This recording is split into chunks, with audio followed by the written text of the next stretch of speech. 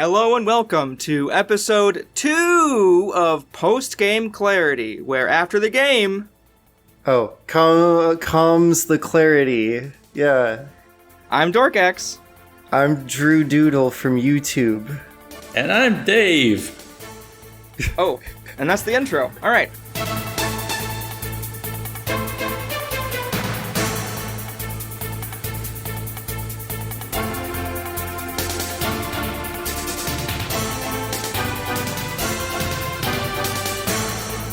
So, how's everyone doing? Yeah, I'm doing pretty well.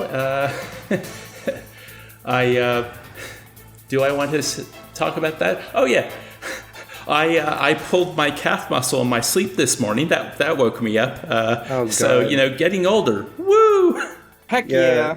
Yeah, speaking of getting older, I was telling you guys about this, but I was belly aching with my therapist earlier about Gen Alpha's first big viral meme. Have you guys heard about it? No, I haven't. No, I haven't. Is this little YouTube Shorts video. It's called Skibbity Toilet, and it's a Gary's Mod animation where there's a toilet and a guy's head pops out and just like starts scatting, I think. Huh. And it's got over 20 million views. Wow. And I'm fucking mad about it. I don't get it. What the fuck is so funny about Skibbity Toilet? You know what, Drew? Welcome to our world, alright? Because this Gen Z humor is lost on Dave and I. Yeah, but it's funny when I do it. You know what? That's fair. That's fair. I guess, yeah, definitely. I could talk about what I'm working on. I mean, we're all YouTubers. We're working on our projects, and this is a coming together of the minds. As silly as that sounds, as they say. But yeah, I am video editing my Civilization 6 video. So by the time this is out, it may be out, but most likely it'll probably be a week or two after this drops. But the end is in sight. It's been going pretty well too. The process has been smooth. Yeah, that's great to hear. I know that's a very, very huge game. It's very dense, so I'm sure this was quite the behemoth to tackle. And part of the reason was that it took me, I'd say, maybe 10 to 15 hours of playing the game to actually start enjoying it, and now I'm obsessed with it. I'm now over 100 hours, and I haven't recorded most of that time. I've just been playing it afterwards, but... Yeah, it's one of those, sometimes it takes you a while to find the fun in a game, but then if you can get over that hump, or if the fun is it resonates with you, I think that's where we really connect with something we're playing. Heck yeah, I totally agree. I'm gonna probably make an update video, because I'm just at the point where if you see my stuff, I've been messing around with the art style hardcore, and it makes my stuff take a little bit longer to produce because I just keep wanting to up it. So I think I'm probably just going to make an update video here in the next week or two and just lay out the next 5 or so big projects, because I know what I'm doing, but I just want everyone to know that it's I know what I'm doing, but it's just going to take forever to get through it. Nice. But if you do check out my channel and you look at the live stream tab, you will see I've teased my next big video. Me and Dork actually played it together. I won, by the way. Yeah. I kicked Drew's butt. I did not have the best performance, but we're gonna blame it on the lag switch. So, even though you were the host, yes, correct. Yeah, I lag switched myself actually. So, wouldn't be the first time. Ha ha ha. So we are all gathered here today to talk about a very special game. And that game, it's very special. Yeah, is.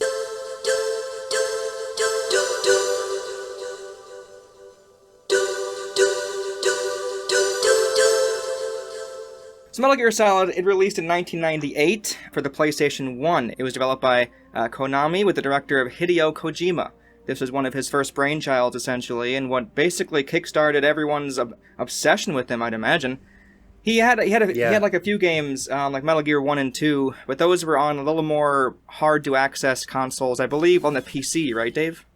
No. The first two Metal Gears were on the MSX, which I believe. So, like, Japan had a load of personal computers that a lot of these, like, great game developers of the 80s and 90s made projects for. Like, he also made Snatcher and Police Knots for, I think, either the FM Towns or the PC-88.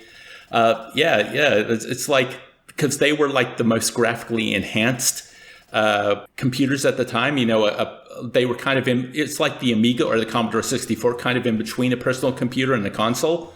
So like the ports, all those games were ported to other systems. Like the NES has a port of Metal Gear 1 and 2 that kind of pale in comparison. But same thing with, like, I think Police Knots was an early CD-ROM game, so that's like on the Saturn and the PS1, and, things like that. I gotcha. Also, I happened to look up that there are 2 iterations of Metal Gear 2. Like, one where Kojima worked on it, and one where Kojima had nothing to do with it. There were some American developers that liked Metal Gear so much, and they didn't know if a sequel was being made. So I don't know if they got themselves a Nintendo license or if they were already working for a company with one, but they basically made their own sequel. Yeah, so it's really interesting, especially given the fact that, like, stealth games weren't really a huge thing at that point. I know, like, Wolfenstein, like the very first one, kind of like dabbled with it, but prior to like 1998, there wasn't a whole lot there.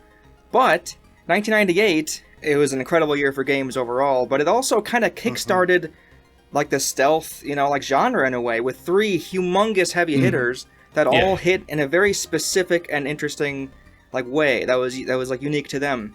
We have MGS, which is what I'll be calling this from now on, by the way. MGS1 is what we're talking about. We have Tenchu, also on the PS1, which is a more like samurai, like ninja kind of game. And then we also have Thief on the PC, which was more of like a steampunk-ish kind of like medieval, like first-person kind of vibe, wouldn't you say, Dave? Yeah. It's a really interesting game. I definitely, one day I would like to do a video series on the first 3 Thief games, like the initial ones, not all the failed reboots that the franchise has gone through. Also, just talked about Thief. A general point of interest is that playing a prototype of Thief was what inspired Warren Spector to want. Well, he had the idea for a long time, but it was one of the things that prompted the design philosophy of Deus Ex. Oh, you know what? That makes a lot of sense, because I know, like, people sometimes call Thief like one of the first immersive sim games anyway, so that makes sense. Then he went on to make Epic Mickey for the Wii. Yes, he did. Yeah, because, like, of course, like, Thief, it's also kind of like an immersive sim where it has a bunch of, like, systems, and you're kind of, like, thrown in, like, to figure out how you want to play. Yep. You can shoot, like, water arrows to, extinguish candles to move around in the dark. There's, like, a light and a sound meter. There are rope arrows, so, like, you can shoot them on almost any surface and climb it. It doesn't mean it's a good way to go, but the game has a lot of flexibility to it. Yes, absolutely. And, like, I think one of the coolest parts is, like, certain floors will create sound and certain ones won't. There's just a whole bunch of really cool ideas there. And like I said, like, 1998, it was huge because all 3 of these games hit stealth in a really, like, they're all, like, revered games. And they're all unique in how they tackle this, like, dedicated stealth approach, because this was, around the time where, like, 3D games were starting to take off, really, and it's just kind of wild to me. I'm sure, like, I'll talk about this in some future video, but how 3 wildly different games all hit the mark so perfectly in their own way. Okay, so, like, the last thing I want to talk about prior to actually getting into the thick of things. So what I also found interesting is I played a small bit of Metal Gear 2 on, I think it was like the Metal Gear Solid 3. I think it has the full game on it. And what I noticed was it felt a lot like Metal Gear Solid, but like a demake in a way. I was thinking, it really reminds me of how Ocarina of Time was. How it was essentially a Link to the Past, but brought into 3D. And like Metal Gear Solid was like Metal Gear 2, but brought into 3D. I'm not sure if you kind of see the similarities there too. I do. Excellent. All right, you agree. Well, I think in a way this is almost even more impressive though, because like Zelda games all basically have their own, you know, like story. They can all like start like wherever they want. But this one in MGS, there are ties to Metal Gear 2, and they talk and like they reference certain events, which is I think even more impressive than just Ocarina of Time and A Link to the Past, because those don't really have much to do with each other. That was the thing I was going to bring up. I mean, the game does a good job of explaining the significance of these characters and what happened in Metal Gear 2 and how it affects Metal Gear Solid. But and I assume that's why you went back and tried to play Metal Gear 2. It feels like you would have a greater experience if you had the knowledge of having played Metal Gear 2. That's exactly it, essentially. Like the story elements are so intriguing that it's almost like I kind of want to know all about this lore, if I'm honest, but we're not quite there yet, though. It's a small teaser of things to come. So, the game starts off with a very long, I'd say, credits sequence thing where, like, Snake is kind of swimming up to, like, the surface, or, like, he's, like, diving underwater, and he has, like, the little suit on, and, like, he's trying to infiltrate the place. But what's interesting is, if you, like, keep the game on the title screen, you get an actual prologue. I'm not sure if you guys happen to see that. Yeah. If you let the Konami logo and all that play out, it plays out even before the title screen. Oh, yeah, I did see that, yeah. Even more, what's even crazier is if you go to the menu and you select options or something, or like extras, you can even see like a debriefing session with the Colonel Campbell and Snake, which I think takes place even before that. So it's so interesting how you could, like, theoretically, you know, have the game on, press start, press circle in this case, and just like have a new save file and watch Snake, you know, like hop up in his little suit, his little sexy suit. But there's actually two different, you know, like there's two huge parts of backstory, I guess, if you wanted to view it that way, which you could see if you put the effort in to try to see them. And I think that kind of like embodies this game as a whole. If you put the effort in, there's some really cool things in this game, really cool details. It's just you kind of have to like dig for them in a sense. Well, so I actually have something to say about that little prologue. Is it starts off a thing through the whole game, and in the subtitles they'll just casually like drop, I guess, military like acronyms for things, and then in the subtitle, if you look at the subtitles, they have like what it stands for, like in parentheses. So I guess Kojima just right out the gate wanted to like flex his lingo knowledge, like he opened up the freaking encyclopedia. They had a military advisor in the credits, and I think every game had one of those. I guess he wanted to make sure the terminology was correct. Yeah, it's just really funny hearing these voice actors just kind of like drop like names that most people like wouldn't know about, and it's obviously like a great detail. I'm not knocking it, but it is just kind of silly. It takes you back a little bit. It takes you aback a little bit when you hear it the first time. And you're just like, wait, what are you talking about? And they have to put it in parentheses in the subtitles. It's kind of awesome. Which is also funny because so much of the more, I guess, odd and fantastical elements of the game, like when Snake hears about them the first time, you know, like when he first hears Metal Gear, he'll go, Metal Gear, which has become a big meme. But because he's a soldier, so he actually knows all the military stuff. You know, the Metal Gear or him asking about the thing is a really good way for the player to get up to speed, because Snake doesn't know about this stuff either. But the thing is, like all the military stuff, Snake would know about that, so he doesn't need to ask about it, and no one feels the need to explain it, I guess, unless you actually go into the codex at certain times and ask certain characters about, you know, like jumping a little ahead, but during the Sniper Wolf fights, the characters in the codec will talk a lot about the PSG-1 sniper rifle or the diazepam and how being a sniper works and all that kind of thing. It is really cool how in detail all the characters will go about specific things. I'm sure we'll talk about specific characters talking about specific stuff later. But it is just really fun, like, seeing... Like, you can feel Kojima just really wanting to be like, hey, guys, check out how much of a nerd I am. Just, like, from the second the game boots up. It's awesome. Honestly, like, I hear that's a pretty big thing with all of his games. I hear, like, I think in Police Knots or, like, I forget which one, there's, like, a crazy amount of dialogue that just goes into detail about the most absurd, like specific things. So I think this is just a thing Kojima likes to do. Like, here's a bunch of random knowledge on something. Well, even and minor spoiler for the future games, but in every game, the person you talk to save your game will always have a certain thing they're interested in, that every time you save the game, they'll have a kind of conversation about a new part of their interest. In this game, it just happened to be Chinese proverbs. Mm-hmm. Oh, don't worry, we'll get to mailing later, trust me. But get to the Chinese proverbs? Let's go.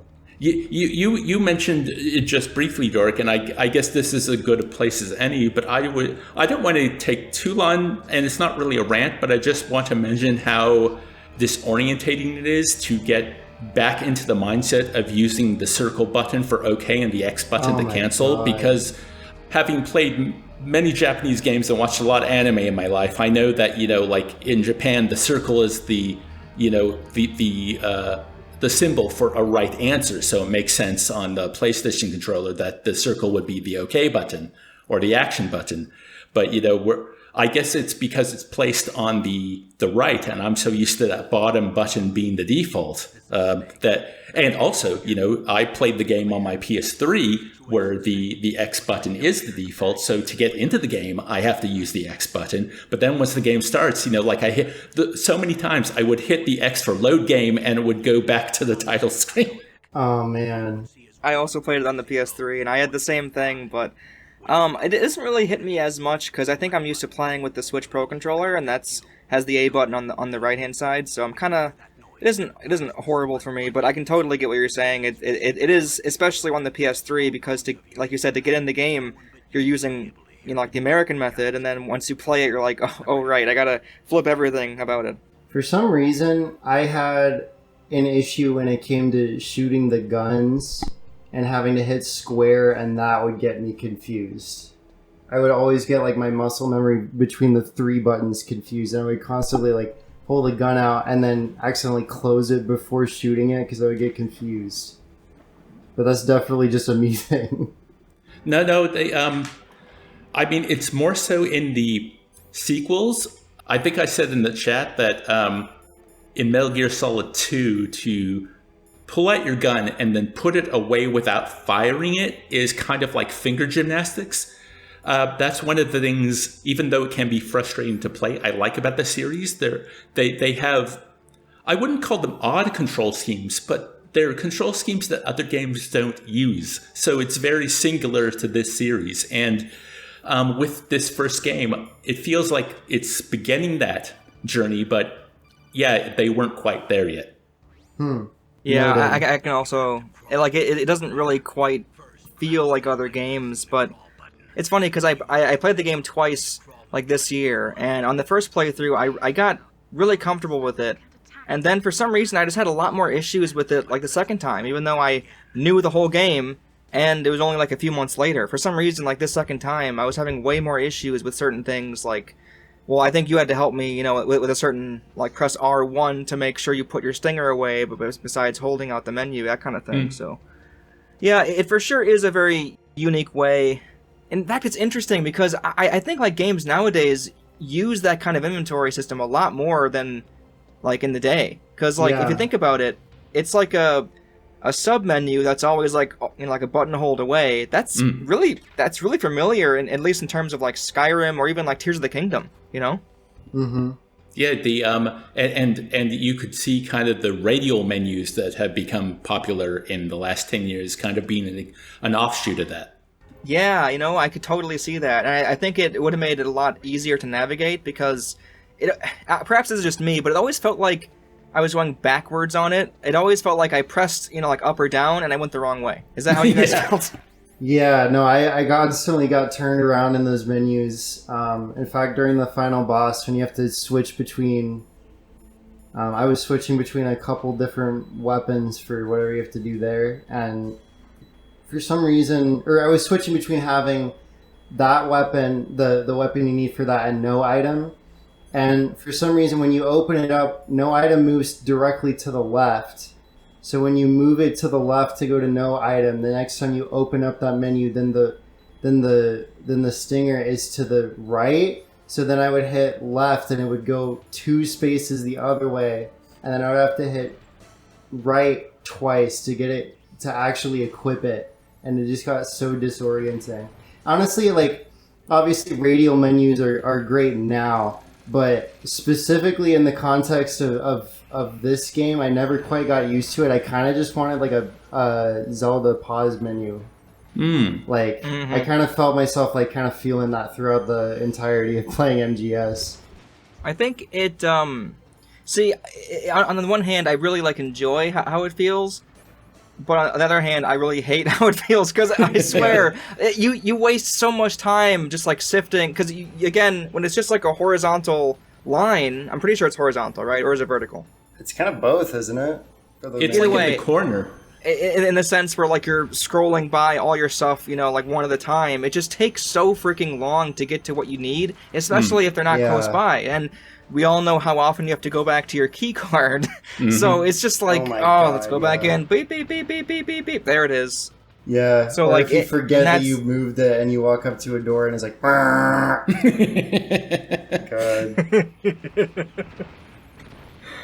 So in the intro, you kind of get hit with a whole bunch of stuff, right? So obviously you get hit with, wow, like this game is trying to do a lot of, a whole bunch of atmospheric touches. You know, you have like the puddles of water, you have like the guards who will even say like, hey, what was that? Which I don't think, I mean, like dialogue like that when you're spotted, you know, especially like in 1998, I don't think that was that common. So like it's really cool in that sense. But also you get hit with the fact that, oh man, Kojima wants this to be a movie real bad. Yeah. Yeah. I was even going to say, just the fact that it takes place like within one facility, like it's not like Mario or Zelda where it's like you go to a bunch of different places. Like it takes place within one facility and you're infiltrating the one facility. That makes it feel so much more movie-like. Relative to, for example, Ocarina of Time, where you've got like the whole darn field and you got the mountain and you got the waterfall and the desert and all the temples and shit. Like, this game is relatively very small in comparison because it's like a one military infiltration mission, kind of like, you know, Die Hard or whatever. So it's got that very focused feel, like it makes it feel very movie-like. Well, yeah, maybe this will be more something we discuss at the end, but that's one thing that, especially in the final hours of the game, I was thinking back along like the beats of the story and even just a lot of the action set pieces, and I'm like, this is really kind of like paced out like a good action movie. But it's funny you talk about different zones. I mean, when we're talking about the Palki, we have a fire zone, we have an ice zone. Yeah, you go to the different Zelda temples in the fucking factory, yeah. That's a good point, yeah. I mean, I almost wonder, like, which one came first, like, the idea to have those elemental areas, or, like, the idea to have this cool key card that has to work in that way, and then, like, so I'd be interested, I feel like with Kojima, he probably had the idea of the key first, because I feel like he's, like, a big ideas guy first, whereas if this was, like, for example, like Nintendo, like, they're all about, like, gameplay, so they'd probably think, we should have a level where it's fire and a level where it's ice. How do we make that work? How about a key that changes shape? I would think Kojima definitely came up with the key in the story first, because Otacon will not shut the fuck up about how it's a shape memory key. It changes shape based on the temperature around it. It's memory alloy. It's a shape memory alloy. Is that going to be a bit, Drew, where just like throughout this discussion you'll be going, Otacon just won't shut the fuck up? Yeah, like, I'm gonna sound like I fucking hate Otacon, but the thing is, I actually like him a lot. You know, I only have like one spot where I want to really give out about Otacon, but we're not even close to there yet, so I'll hold off a little bit. And I know what that spot is too. I don't think you. If you do, you are crazy in my head, because I don't even think I talked about it with you guys.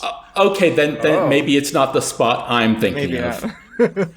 But anyway, so like with this intro, I don't think, like in games at this point, you saw freaking credits roll, and then the title drop as you get into the elevator. I mean, clearly they're trying to hit you over the head. Oh, this is pretty epic movie, right, bro? Mm-hmm. Thru, so obviously, like, you were streaming it, so I was able to see your reaction, kind of. But I mean, like, how cool was that moment? Even though this was like, you didn't play it at the time. This was way after the fact. Oh my god, it was awesome. Because they lock you in this first room and they say, oh, you got to get over to the elevator. You got to hide out until the elevator comes back down. I guess you're stuck in here. And they use that as the excuse to like kind of atmospherically play movie-like credits like up in the corner or whatever while you're hiding from these two guards in a square room. And the elevator finally comes down. Maybe you're hiding out and you're like, oh, thank God. Maybe you got caught and you're like, oh, thank fuck. And you just sprint over there. And you get in the elevator, and then it cuts to the scene where the guy you're playing as, he was wearing a scuba suit. He slowly like undresses and then stands up, and it like kind of pans up with him. It reveals your Solid Snake, and then bam, Metal Gear Solid. Oh, it's real good. Very, very cinematic. Yeah. Feels great. Hell yeah. Very solid intro. Yeah, you could say that. Yeah. You talked about how the that intro area is also kind of like, I guess, either a tutorial or a showcase for kind of how the stealth works. One element I just want to bring up here is that the exclamation mark sound effect when you get spotted by a guard is probably one of my favorite sound effects in gaming. So good. If I wasn't the type of person who always has my phone on silent because I hate ringers or notifications of any type, but if I was the type of person to have a ringtone or a message tone, that would probably be it. But while I say that, and I love that sound, every time I hear it, I do get a bit of anxiety. Well, yeah, because you're freaking busted in your stealth mission, yeah. It's so effective at what it does.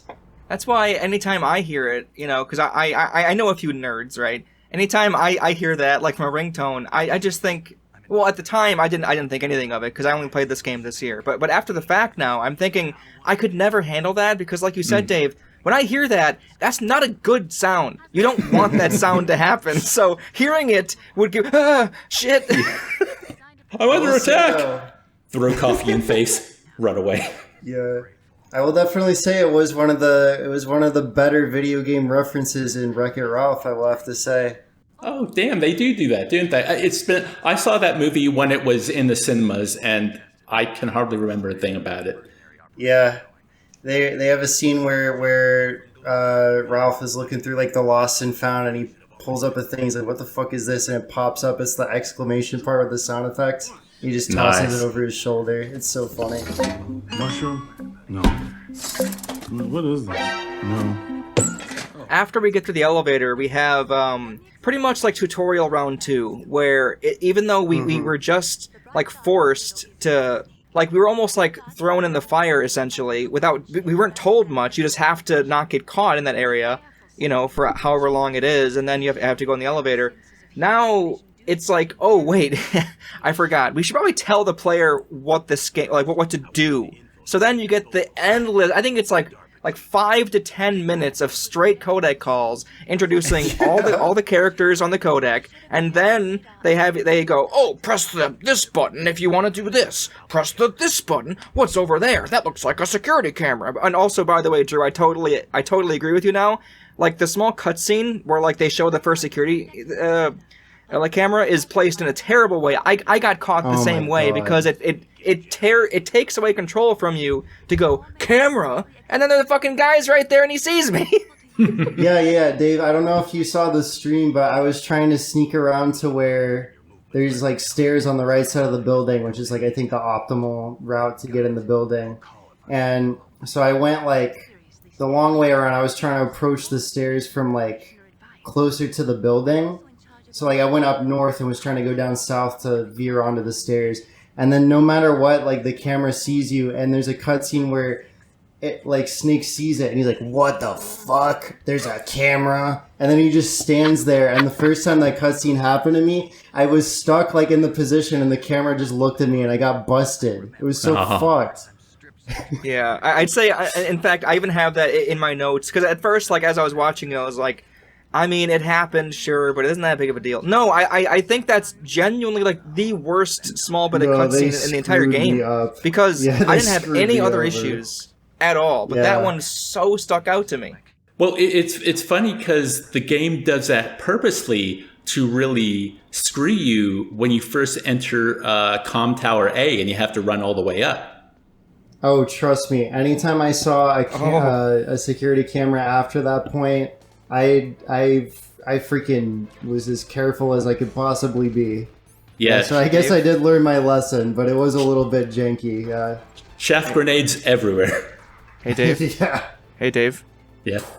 We'll talk about Comm Tower. Don't you worry. Okay. Can I just ask something though? Sure. You mentioned the Coda conversations of the Colonel saying Snake. Actually, the one I remember is when you first have to climb up the ladder to go visit the DARPA chief. He's like, Snake, use the action button. Where I want to bring that up because in the context of this game, because I think Metal Gear Solid walks a very interesting line between serious and goofy.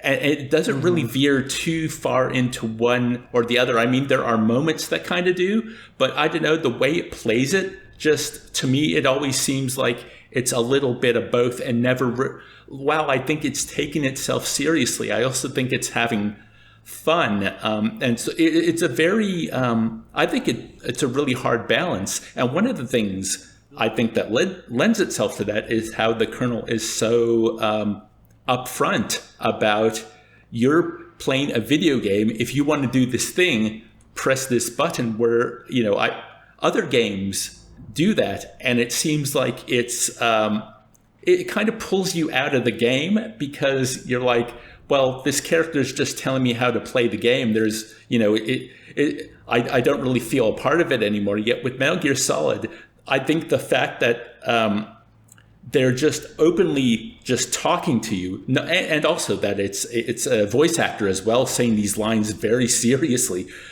I don't know. It works for me, and I think it shouldn't.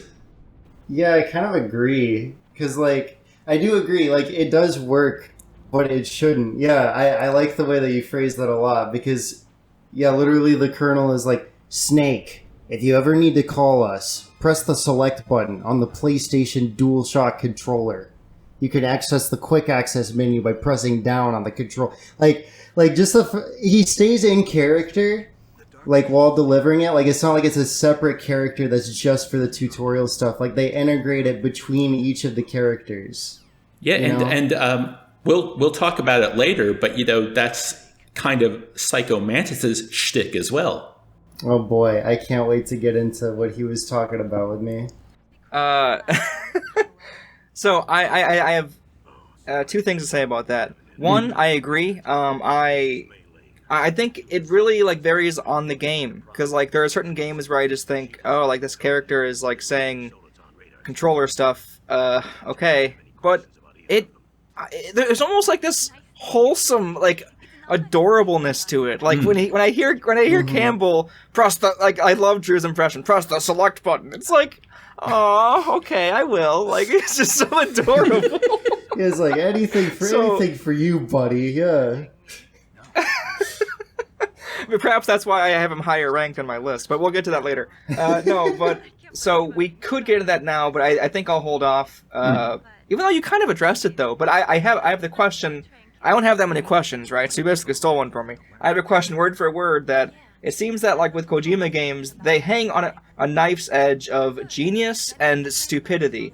What are what are some of the things you found incredibly impressive and other things you happen to find outright silly? And I think with that you kind of already touched on it, but I will say with me, I found the first playthrough to be, I was just oh, Kojima is a genius. This game is a masterpiece. I cannot believe, I was just jerking him off in my head. But I will admit, on the second playthrough, I was like, this game's fucking stupid. There's so much about it that's so fucking dumb, and I know that's part of the appeal, but I was just like, Jesus Christ, Snake, what are you talking about, man? Like, what are you talking about love right now for? Well, first of all, now you're jerking him off in my head. And second of all, I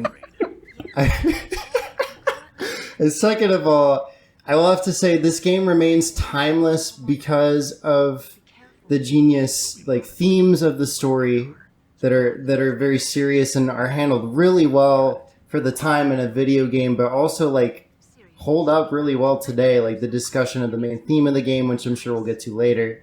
But it also stays timeless just through all of the fucking goofy stuff. Like, you can't get on a fucking Watch Mojo top 10 without hearing about like Psycho Mantis or like the torture sequence or some shit like that, you know? And it really just all helps the game like still have a clear identity, because there's very few games that do this sort of thing but still have that bent of being taken seriously as a military action drama, basically, with espionage, huge aspects of action. comedy. Yeah, well, because espionage. Yeah, the main premise of the game, right, is that terrorists have taken a hold of this nuclear facility, and they're threatening to unleash a nuclear bomb. A lot of the game talks about how lax the world has been in dealing with nuclear waste and all the warheads. And, it really gets into, like, I imagine the reality of it is probably even more scary than what the game touched upon, especially, like 20, 30 years later. But in that same breath, the way they're going to launch the nuclear weapon is through a giant robot, which was engineered by an otaku. Mm-hmm. It stands for, what do they say? Like, Otaku Convention or something? Yep. Yeah, the guy's code name is Otacon, which is short for Otaku Convention, So it's that idea where, even if it is being serious, like you talked about themes, and we'll get to it, but I know it affected you, Drew, but, it has some, I guess, really interesting and pertinent things to say about genetics and how your genes kind of play out into who you are as a person. But on the same wavelength, we're talking about super soldiers and, like government experiments. Right. And on top of that, just completely like smashing through the fourth wall to deliver tutorials and literally just joke sequences and that sort of thing. It really gives it, because I think the closest thing like that comes to the front of my mind when it comes to telling a serious story and also just completely doing away with the fourth wall is probably like something like Undertale. But that is nowhere close to this, because that's straight up like a comedy adventure, whereas this, you like still have the atmosphere because of the presentation and then all the small touches of the reality of the world, or that add to the reality of the world, that this is like a serious like military drama, but with all these goofy elements that still make it like have that what the fuck factor that sticks with people who play through it for the first time. So in this little snow area, this is one of the only times in the entire game where you're able to leave like your footprints in the snow and like a guard is able to spot it. In fact, in my upcoming video on Star Wars Jedi Fallen Order, I have the clip of me just going around and around and around and around. He goes, "Oh, footprints! Oh, footprints! Oh, footprints!" It's pretty funny.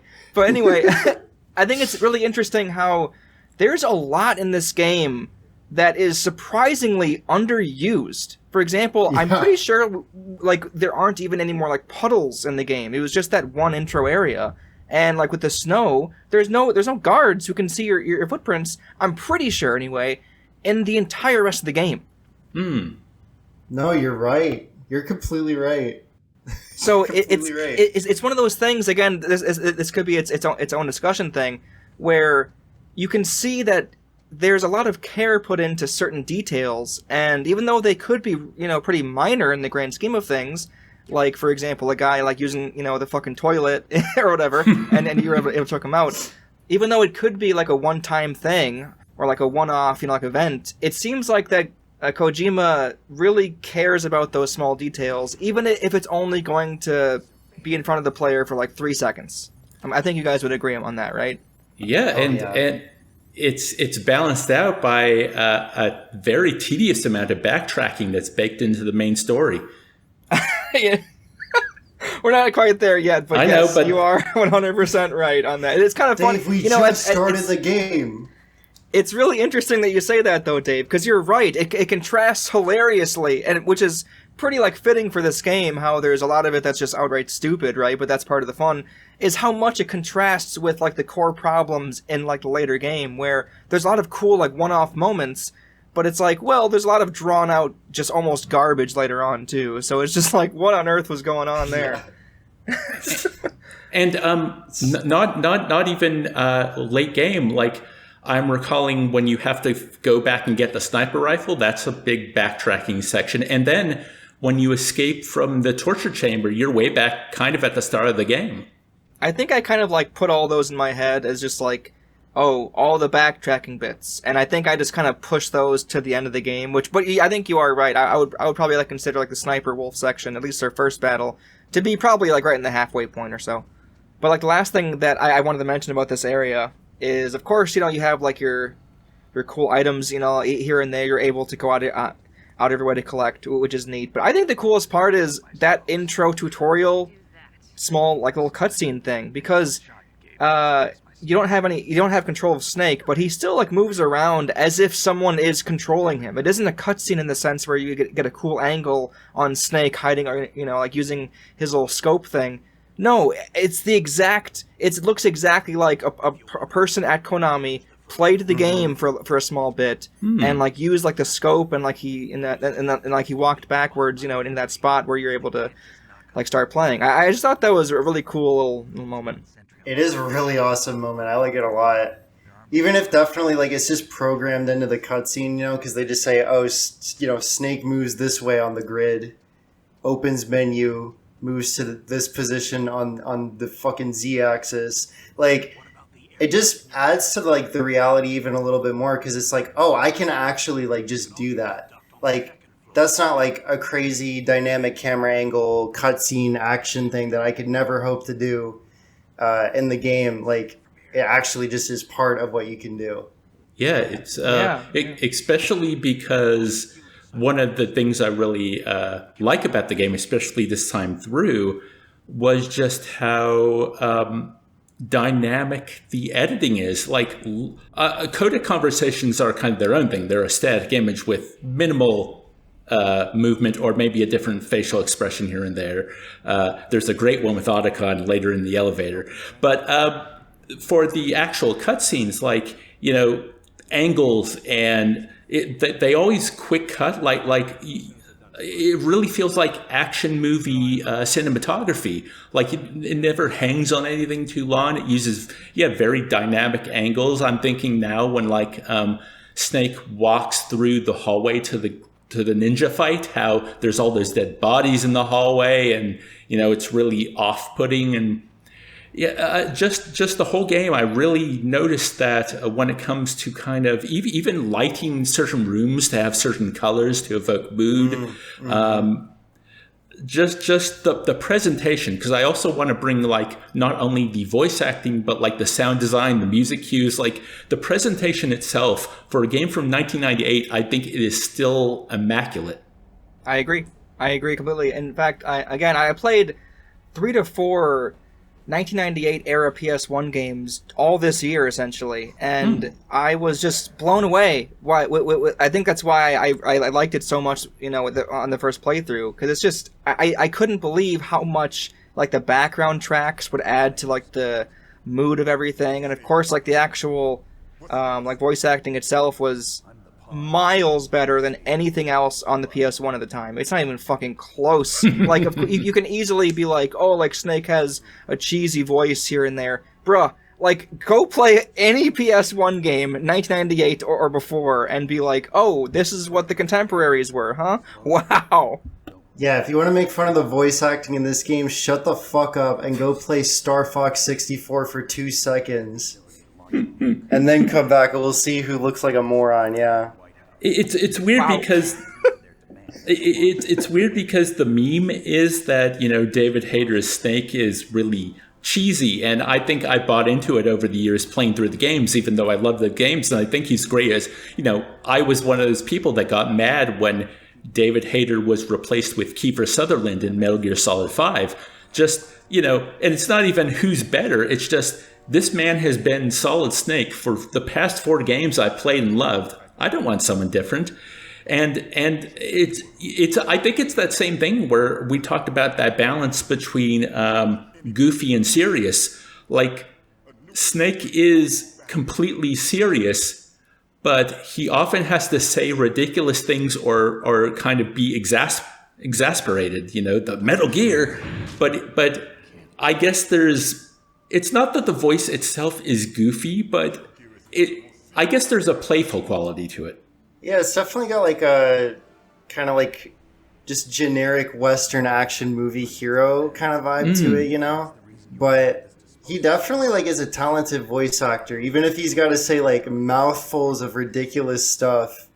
Like he can be serious when he needs to be. Like he brings a level of believability to the character. Like I remember early on when he just casually like throws a flirty comment at like Mei Ling or whatever.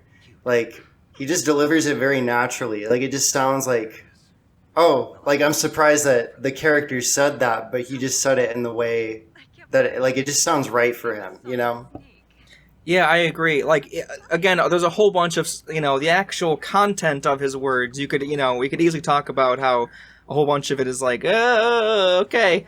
But it's interesting how well it comes off because, like, it doesn't even sound like he's trying to be cool. It just sounds like he's just himself. And I really like how often he keeps trying to downplay his legend. It's like, trust me, I'm just a guy. Like, this is just a job. Like, there aren't any heroes in war. Like, I'm just like a fucking. It's just really cool how grounded he is and how like down to earth he is. And it contrasts well, I think, with Meryl. Which I think we all have mixed feelings on, thru. But that whole arc is its own thing. But it's interesting how you kind of have to have. You don't have to, but I think it served the story well to have this like really green and like naive. I want to be like a war hero, and then just have them get fucking annihilated by a sniper, and then just cry for mercy. It's great because Snake, and of course the whole moment. And of course, the whole moment, like through gameplay, after like you save Meryl, or I think she saves herself. Actually, I shouldn't say you save her. I think she gets out herself. When she's supposed to be helping you like shoot all the bad guys, you have to take out the first wave yourself because she won't shoot the gun. Like it's really cool how they intermix that through the gameplay because of course this game hits you hard so much with the dialogue, and it's easy to be like. MGS games are the kind of games where you put the controller down for 20 minutes, but really there's a bunch of stuff that gets intermixed with the gameplay too, and I think the whole image of Snake and like the contrast of Meryl just is an example of that. And the cheesiness, like the bits that worked the least for me in terms of the story was the love story. And once again, I thought about it in terms of being like a good action movie, and a lot of good action movies, well, not a lot of them, but some of them, like most movies, they would have a love interest. They would have kind of a romance angle as kind of a B story off to the side, even though this one's more woven in. So I found the moments where they're talking about love kind of ridiculous. It had nothing to do with the voice acting. Actually, I thought they all sold those ridiculous lines very well. But, it was never the fault of the delivery. It was just, I guess, especially for those moments for me, it was such an out of left field tonal shift that I didn't think vibed with what the rest of the game was. It's kind of like we're in the middle of this actual close to apocalyptic scenario. And then all of a sudden we're talking about like Valentine's Day in elementary school or whatever. I completely agree with you. Like say the line, Hal. You think love can bloom even on a battlefield? The fuck are you talking about? Where they're gonna shoot nukes at the freaking U.S.? Shut up. Yep. Yeah, that scene is when I kind of I give Otacon the stink face, but yeah, we'll probably get there. Hang on. I will say, Dave, you know that the you give him the stink face. You and I both know what that means in wrestling terms. That's the move where Rikishi puts his I know. Well, now I'm thinking about Dave giving him the stink face. I'll cut this out. Don't worry. You can leave it in if you want. It's okay. It's funny. Okay. Do I raise an eyebrow? Basically, it was one moment where I'm like, "Really, Otacon? Really?" Yeah, but it does kind of tie into the whole ending spiel. Mm-hmm. So, like, I get it thematically, but in the moment, it really is just like, dude, you are such a freaking weeb. He is really cringe. Yeah, he's insanely cringe, but we love him for it. He's got his moments. Well, once again, I like Otacon. In this game, but oof, yeah. Yeah, that definitely is his lowest point in terms of writing. I think I like pretty much everything else about him other than that. So even though that line is so bad, on this last playthrough, it isn't that funny. I'm just laughing a lot because I'm an idiot. But I just love his lead up to it because he's like, "Well, Snake, I was kind of wondering, have you ever fallen in love? Is that what you came up to ask me? Well, geez, no." Well, it makes it sound like he's asking Snake out. He's like, yeah. Snake, I was just kind of wondering. And Snake's like, "What?" He's like, "Do you think love could bloom on a battlefield? Sorry, bye." He runs away, and Snake's like, "What the fuck are you talking about?" How? And he calls him immediately on the codec while he's running away. He's like, "How? What the fuck are you talking about?"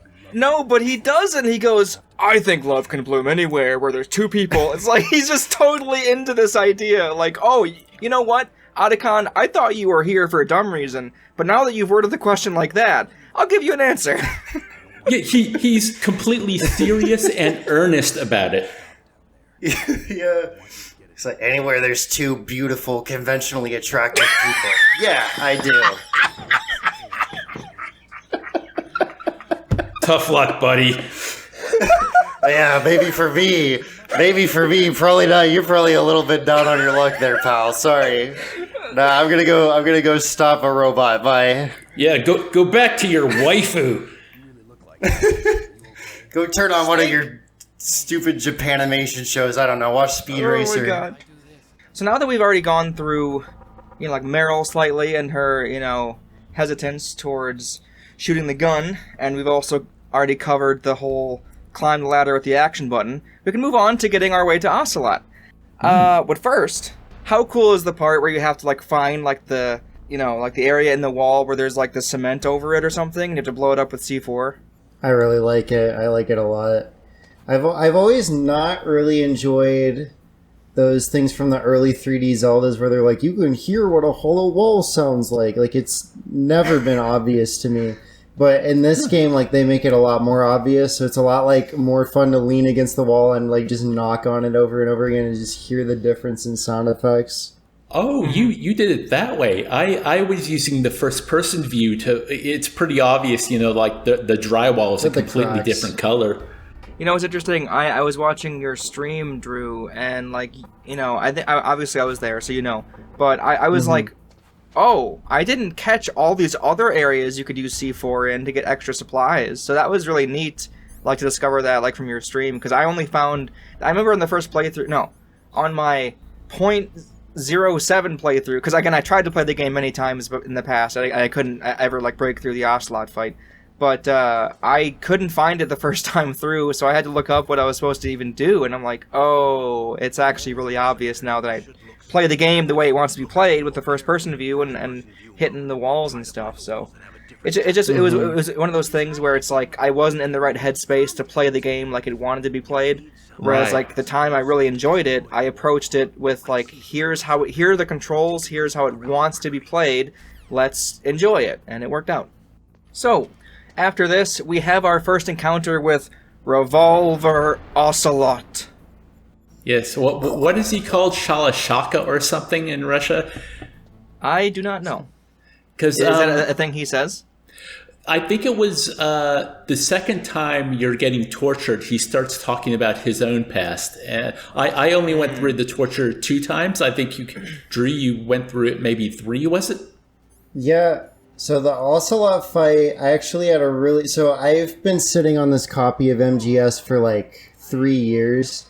And when I did it, I got through the Ocelot fight and then I like stopped and I just didn't get back around to it. But I had a tough time with it then.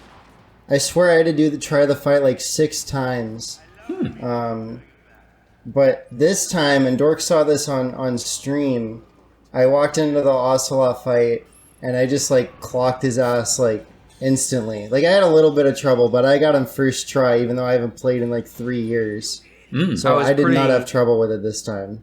I was pretty surprised because I remember like he's a boss I always have trouble with because I think like the actual aiming controls, I don't know how it feels in the PS1 because I think they have more of like the context. No, they have more of like the analog buttons there. I don't think that's how it works on a PS3 controller. So I don't know if that's the issue or not, but I cannot for the life of me aim this fucking gun and shoot it. I'm so bad at it. Well, it's also tough because like, so here's what I noticed when I played this 3 years ago that didn't pose me any real trouble this time, but it's always bugged me, is that in this game, Snake doesn't turn until after you press the button. So if you notice, if you press the button, the action latency is literally like if you tap it, like if you look down at your controller and looked at yourself tapping the button and then you looked up, then you would see Snake turn. Like, it takes that long to turn. So in this type of fight, it is excruciating. I also noticed, like, with the whole, like, turning thing, and, like, this isn't just exclusive to this. It also happened in, like, the elevator, for example. But, oh my goodness, I am really, guys, I think you know, I'm really accustomed to twin-stick shooters. I'd say I'm pretty good at them. But this is not even, this isn't close to that. This is a D-pad where you think, oh, if I point this way, he'll aim that way. Maybe. Or you're supposed to hold, like right and left until he turns 360 degrees. Like, I could never really feel comfortable with, like, him doing any kind of, like, pivots or any kind of, like, turns while I'm aiming. Ever. The whole game, I could never feel comfortable with it. I just had a realization. Maybe this is the way it's supposed to be played, maybe not. So one of the things, this is just jumping ahead, but one of the things that I really hate about the final action sequence in the game when you're in the car, the easy way to do it is to kind of put your thumb over the triangle and square buttons. So you're entering first person mode, and then you hold down the gun button, and you can kind of like spray and pray back and forth. And the whole game, I've just been using the square button. I like hold it down till I see like the aiming laser line. And then I kind of adjust and let go, and he fires the gun, or he shoots the automatic FAMAS. But maybe you are supposed to enter first person every time you want to shoot a weapon. That's interesting, because I don't think I even tried that, and I kind of feel like I should have, and like you just kind of like sparked something in my brain. I don't want to go grab it, but I just bought like the Twin Snakes remake on the GameCube, and I was talking to the clerks there, and of course I had heard that it's not, it isn't like a 1-to-1 remake, but they also happened to mention that like they changed a few things to more like match what Kojima envisioned in the first place. And the one thing I will say is I noticed on the back of the game there was a screenshot of the game where you're in like first person mode holding a gun. Oh, I wonder if that was that intentional? Yeah, because the Twin Snakes is made using the Metal Gear Solid 2 engine, and in Metal Gear Solid 2, anytime you pick up a gun, it goes to a first-person mode. And anytime you aim a gun, sorry. What the fuck? Oh, so I almost wonder if that's... Well, I guess you could have the discussion then in, like, MGS2. Is that what, like, he wanted you to do the whole time? Or is that, like, actually, I think you should do it this way kind of thing, It's hard to say because, that's... in Metal Gear Solid. That's how I got through the car chase at the end. But it just doesn't work. I think that's because no matter what you're doing in the game, the shooting does not feel good. It's like it's supposed to be a stealth game, yet later on we'll talk about that. It really isn't, but yet it feels like they wanted to de-incentivize the run and gun action approach, because anytime you kind of have to use the weapons, it's different with the sniper rifle and the Stinger missiles, or even the Nikitas are their own thing. And I'd love to talk about those because they frustrate me. But those are kind of, I guess they're designed around their boss fights, right? And they are using the first person just when you aim them. You can't use them any other way. But for your regular weapons, the what's this pistol called? It's not the SOCOM. It's the I don't remember what it's called.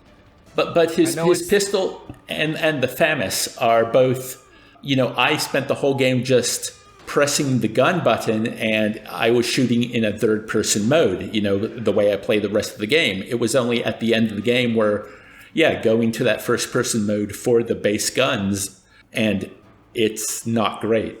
I would say that's why I had such a huge problem with the Ocelot fight on my first playthrough. I think I did a lot better this the second time. It took me 2 tries, but on the second try, I was able to actually get him through the pillars. I was able to take the diagonal shots like I wanted. I think most people probably do, because I was able to hit him once, and then he ran, and then I was able to snipe him through a little, in the middle of all the pillars and stuff. So I'd say just the aiming is so hard, especially because this boss fight is obviously you have to use the gun. That's all you have.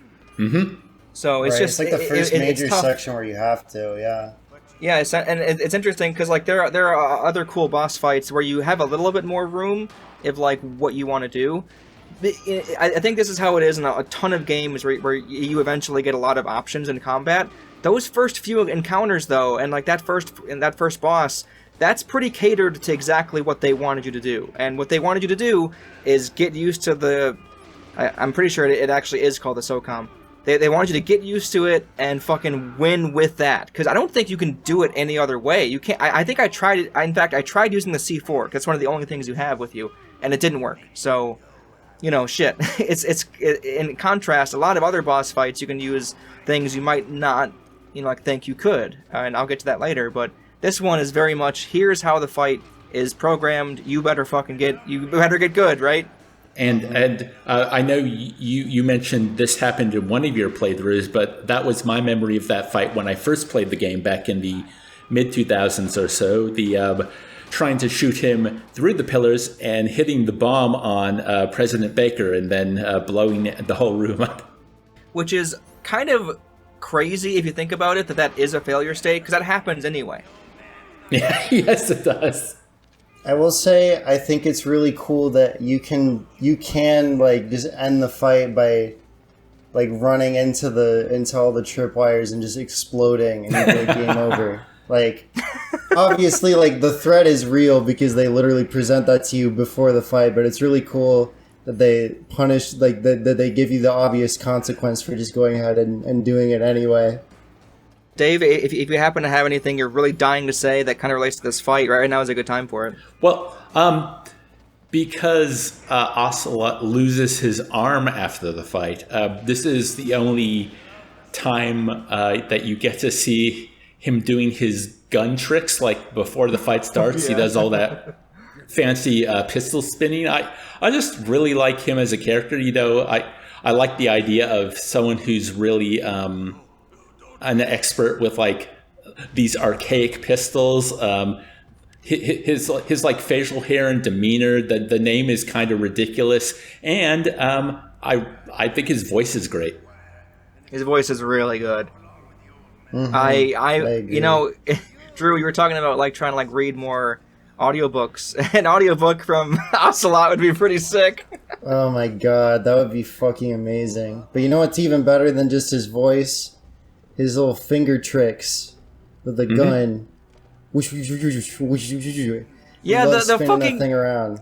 the sound effects. Okay, I don't want to. Again, I'm getting a little excited here, but I am serious. I love the the sound effects for the guns. Yeah, they're so iconic. It's so he keeps going. It lasts longer than you think it should, but it doesn't. It doesn't seem ridiculous. It is ridiculous. It is, but it doesn't seem like you're going, "Oh, come on, this is dumb." You're just going, "Oh, he's still going." Yeah, well, you're like, oh, hoo, hoo, hoo. It's like when you're like watching somebody like chug a drink and you're like, hoo, hoo, hoo, hoo, hoo, hoo. You're just spinning the guns. I don't know if other games, I can't really think of too many other games that did it before or since, but it kind of starts a trend where before a boss fight in Metal Gear Solid, you get the boss introduction, and it shows you this really eccentric, often intimidating character. But they all have such personality. Are you saying MGS inspired Dead Rising? Yeah. Oh, Dead Rising does have that thing, doesn't it? Yeah. Well, look, I haven't played the first two, the good ones. I've only really seen like you play through 3, which looks terrible, and I would say they took the wrong lessons from it. But the imagery of the frickin' like lady who, you know what? We'll just move on from that. We don't need to talk about Dead Rising 3. You know. But that yeah, game sucks and we hate it. that idea that every boss in this game, I guess there's exceptions, but like because the game also kind of prepares you for that. When I can't remember if it's in the intro or when Snake's swimming into the basement area, but they go, or when Naomi's on the Codec, but they go through all the members of Foxhound. They name them, and I think they give them little introductions as well, or just explain them. So you kind of got a taste of, oh, there's this group of characters that I'm probably going to interact with that sound really interesting. And also, I love the idea that if you've been paying attention, one of them is called Decoy Octopus. And I remember, my first time through, it was getting to the end of the game. I'm like, but where's Decoy Octopus? I was thinking about that a little bit too, and then, they hit you with, one of the better twists in the game. It's interesting because I don't have a perfect, blind playthrough experience, because I'm pretty sure I saw, Matthew's review prior to me playing it, because I'm just like, I want to watch his stuff, and I can't get through the game. I tried, so that was my, hey, I tried, right? But I will say on this playthrough, I really noticed how much they hinted towards it in quite a few ways. So I'm actually interested in hearing if anyone else out there on their first playthrough was able to understand as it was kind of being shown to them, through the whole, here is the actual corpse and it's way more decomposed than it's supposed to be, that kind of thing. Or even in the small bits of dialogue with Ocelot, because they hint at it pretty often that the actual DARPA chief, he died in torture. After a while you hear that with Ocelot and Liquid. So I'd be curious if anyone didn't happen to hear it until at the very end and when oh, okay, or there are still people kind of confused at the end, almost like you were, Dave.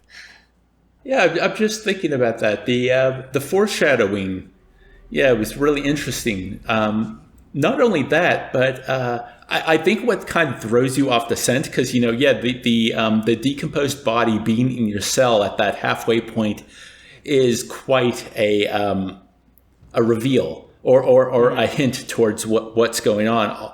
Although you weren't. I think maybe they mentioned that Decoy Octopus was a master of disguise. I mean, it's in there in the name, but the thing I think that throws you off the scent as well is not just that you haven't seen Decoy Octopus and there's something odd with the DARPA chief, but it's the way the DARPA chief and President Baker die, the whole Fox die thing, which you don't find out about way till the end. But that idea that something weird is going on with at least those two deaths at the start of the game that even the bad guys don't seem to really know about. Yep. Oh, yeah, that's true. You know what I like about those death scenes? That they literally make you feel it. Because they really use the rumble properly. It was really great. The game has a lot of that. Oh yeah, we'll get to one of my favorite use cases later. But I think that's everyone's favorite use case. Yeah, probably. Yeah. But okay, so in terms, like, we're still kind of like tangentially on Ocelot. So I realize we're very far into the podcast, but we're only just now going to actually talk about it. So what we're going to do is we're going to rank all of the bosses, at least how all of us like felt about them. We already have our rankings, you know, on our little sheets next to us. And what we're going to do is I'm going to be like, all right, how did everyone feel? Like, or like, what was everyone's ranking for this? There's in total 11 boss fights. Well, at the very least, that's what, like, we've already like agreed to all the ones we're counting. Yeah. So in total, there's 11. If someone says 1, this is their favorite boss fight. If someone says 11, that's their least favorite boss fight. I think that's how we're all doing it, right? Yep.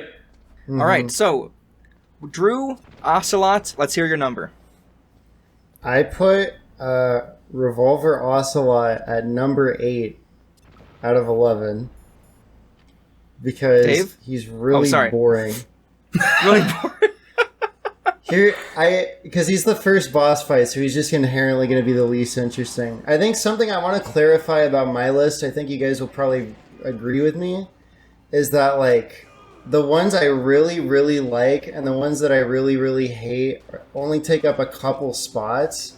And so I think, like, 4 through 8, which is, like, 5 entries, are just, like, I'm just like, they're pretty much all right next to each other. Like, well, I'm just like, whatever. Yeah. I agree.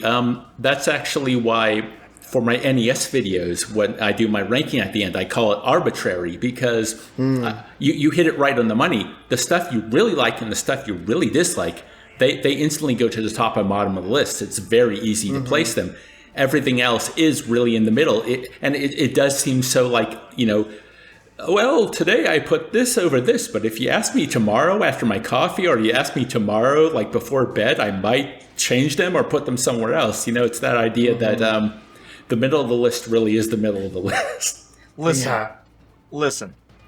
I totally get what you guys are saying, but we're role-playing here. This list is important. Okay? Okay. So, game face on. So, 8 for Drew. Dave, I'll see your number. Well, I also want to argue that the 11th fight, which I think we've all got the same at number 11, really isn't a boss fight and shouldn't count. But we can get to that later. We're not getting there yet. Yeah. But the reason I bring that up is if we're ignoring number 11, for me, Revolver Ocelot is at number 5, so straight in the middle of the pack. Yeah, that's fair too. So I like the character, and I think the like of the character and his introduction, and even what happens afterwards, lends a lot to enjoying that sequence of play, even if the fight itself isn't more memorable. I will say the stuff above it, I think it's the fight itself that, you know, helped it rise in my ranking. I have Ocelot at 8, just like Drew. And nice. See, like, mechanically, how I'm seeing it is, it's just there, you know, but I would say it isn't horrible, and all the surrounding factors totally make it just like a fun sequence, you know, as we've all talked about already. So, yeah, 8, and 5. That's pretty decent for Ocelot. He's a lovable guy. I think we all enjoy him as a character, but as a boss fight, sorry, bud, not really cracking anyone's top 3 here, so we're gonna just move on now. And I don't think he died, so I think he'll get a better chance to shine again when he shows up, if he shows up later in the series. Well, he had that wonderful post-credits conversation. That's right. I forgot about that. I don't think we're anywhere close to done with this. I hope not, because so like speaking about like David Hayter, I hope if he is again, so like Drew and I haven't played MGS 2 or 3 yet, or I guess even 4. So if he does end up in any of those games, we don't really know. So we're not really interested in all the spoilers. But I will say, if he is, I hope he has the same voice actor, because his voice actor is just so great. Yeah, I think it was Doug Stone. Doug Stone was either Ocelot or Liquid, and I love Liquid's voice too. So, but both his voice actors did a phenomenal job. Yeah. So, after Ocelot, there's of course a whole bunch of cutscene stuff, which we kind of already talked about. This time it's President Baker, right? He's the guy who dies from Fox Die, which is... But more importantly, the back of the CD case. Here's a extremely long codec conversation. Sorry, I shouldn't even say codec. Extremely long, just cutscene afterwards, where we see what we now, or at the time, like we only know as like Ninja, frickin' come in and chop off Ocelot's hand, and we're like, what the heck is that guy? And then a just gigantic exposition dump with Baker as he's on his last breath. I'm glad he felt the need to just get out everything about this in his last 10 minutes of life. Well, I was going to bring this up for maybe the more the boss fights themselves, but Baker is a good example of this is basically what Assassin's Creed does in their dying breath in those games. The people you assassinate, you have this long conversation with them. Are you saying MGS inspired not only Dead Rising, but Assassin's Creed? I mean, I'm sure it inspired a ton of games, but yeah. This is one of those... I think this is one of those titles that really had reverberations through the industry. Oh, definitely. Absolutely. Even like just, even like just from like a holy cow, we can make, like games look like a movie. Okay. Which has its pros and cons as we're seeing now in the industry. Obviously Kojima had a real... Yeah, I almost wonder how the industry would look, if he didn't want to make his games look like a movie, but I guess we won't go down that rabbit hole. I'll just say though, because he did it very well. The thing is, ever since CD-ROM technology became available, mostly on the PCs from the early 90s, the game industry went through a phase of, actually hiring actors and using green screens. So they were games in that era, especially on PC, were much more movie-like, and that was a selling point. And I have fond memories of many of those titles because I grew up with them. But when it comes to acting and storytelling, most of them are garbage. They're hot garbage. Yeah. Oh my god. So there's this huge conversation with Baker, and I think what's really funny is, so obviously this is a huge moment. This is a huge, like, breaking the fourth wall moment that I think everyone loves, obviously Drew as well, where he kind of goes, oh, you should contact Meryl. I forgot her codec. Oh, I know. It's on the back of the CD case. But you have to go over to your shelf and be like, wait, what the fuck? And sure enough, there it is. There's you talking to Meryl, and it has the number you're supposed to type in. Here's something that made me laugh because I never thought of it this way before. I've loved this, every time I played the game. The first time, I didn't know it was coming, so it was like, whoa, that's that I've never actually played a game that did something like that. But maybe it's the cynic in me now, where I'm like, this is a very clever form of copy protection, or DRM. It's funny because a whole bunch of like PC games had stuff like that. We had to enter in a big code off of the actual like CD case, right? Mm-hmm. Mm-hmm. So it's really, if it is that, it's integrated very well. But you have to admit, I don't think that's what like Kojima was trying to get at. But it is kind of funny how much that resembles it in a way. But what's so interesting about when he says this, at least for me, is that. And on each playthrough, I was still, like, dumbfounded. Even when I was watching Drew, I was still dumbfounded. They place it in the middle of, like, a 15-minute cutscene. And at the end of it, at the end of the cutscene, I was trying to keep all this shit in my brain, right? Because I'm trying to give this game the serious attention it deserved. It's a serious game. And I'm just trying to think of all the stuff I got to do afterwards. Like, okay. And I think I forgot to call... In fact, the second playthrough, I forgot to call Meryl. I was like, what the fuck? Where the fuck am I supposed to go again? I don't understand what to do. And then I think I forget if I asked you, Dave. I don't remember if I did, if that was one of the times. But eventually, I think I must have looked it up or something. I'm like, oh my god, I forgot. Because 20 minutes ago, fucking President Baker's like, call Meryl on the thing. Just, it's just insane how long you have to wait to actually do the thing he tells you. Because you don't get a log of the conversation. You just have to keep it in your brain. Yeah. I will say that...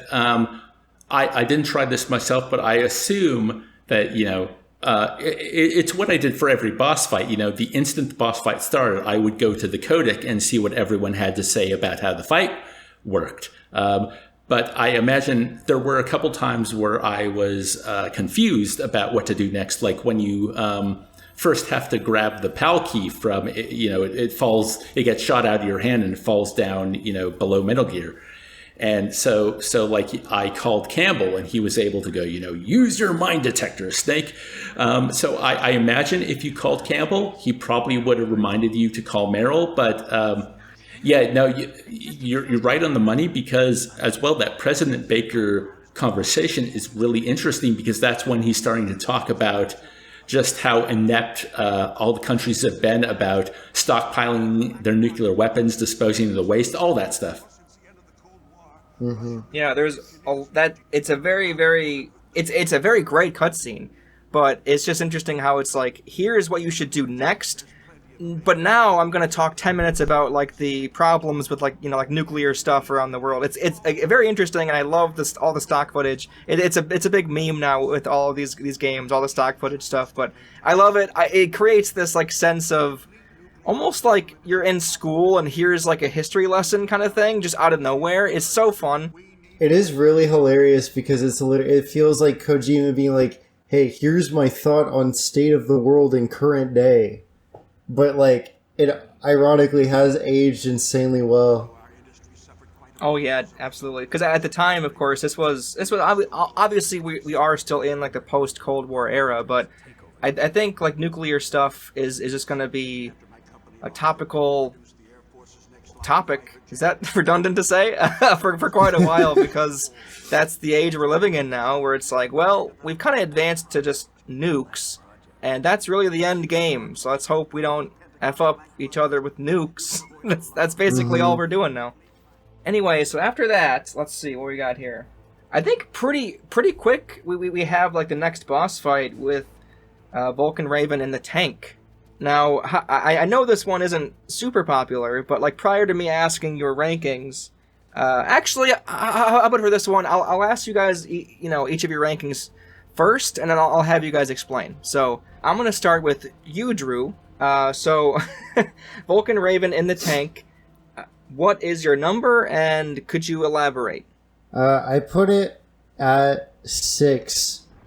Like I said, I think I just liked it a little bit better than Ocelot, because you got to think a little bit more to put your tools to good use.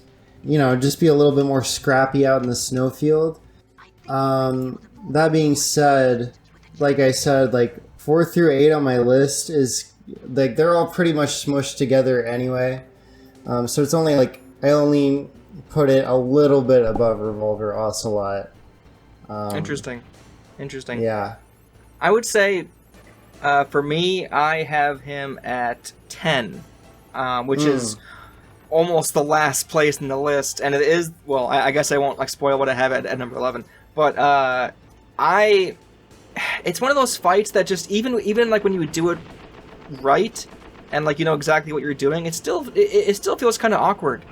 I like the whole, you have to... Also, it feels extremely annoying anytime you have to, like, every time that you die and have to restart it, because you get the whole Kodak conversation about...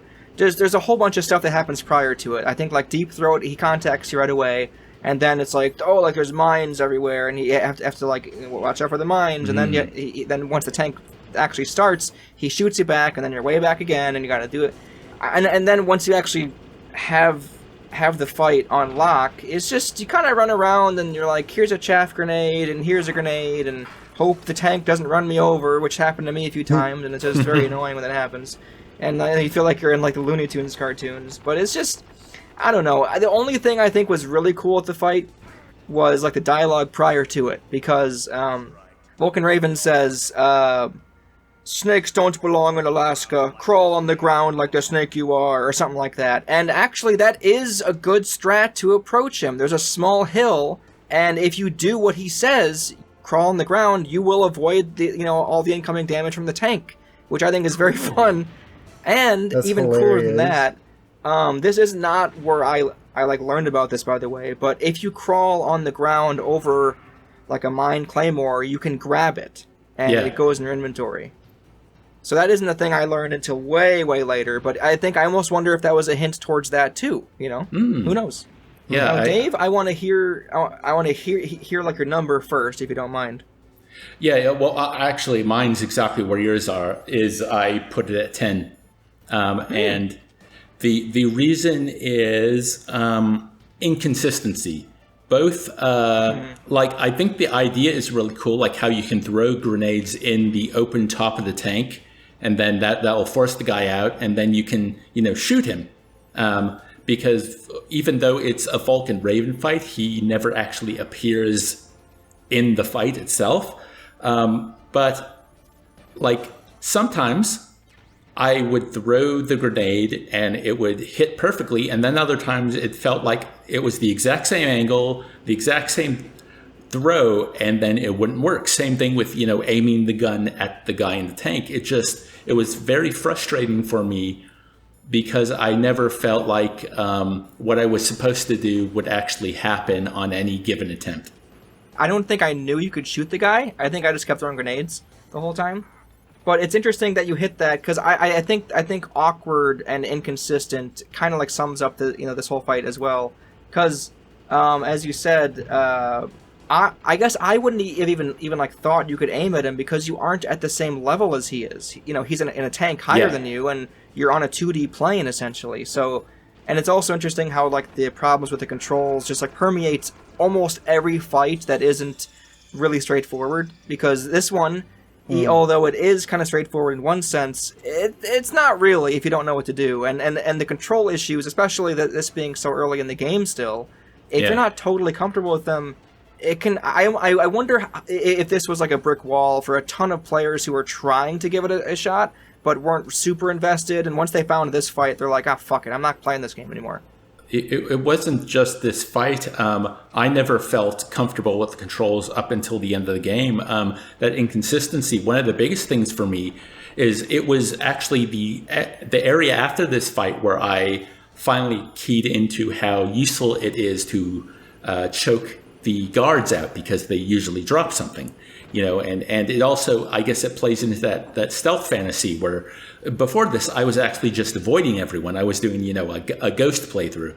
And then finally in like the nuke repository, the next zone, I started, it was more difficult to do that. So I started waiting till, like their backs were turned and I would choke them out. And it was great when it worked.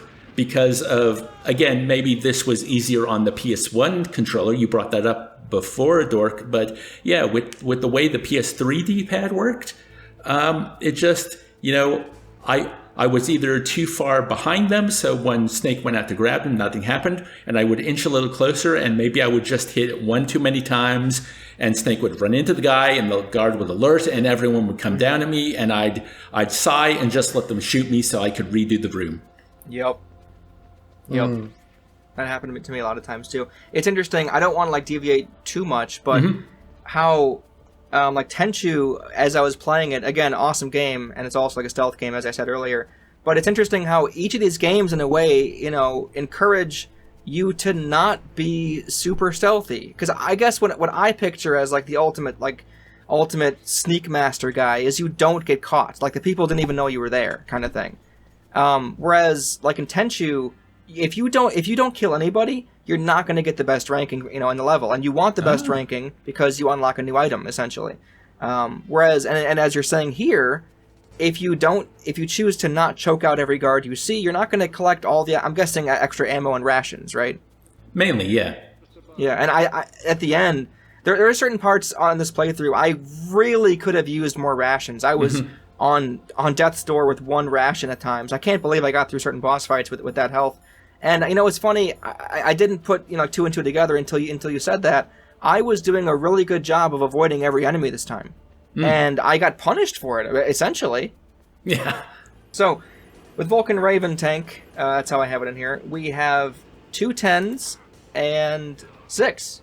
So 2 10s and a 6. Boy, this game is not trying to lead with its best foot with boss fights. Yeah. No, it is not.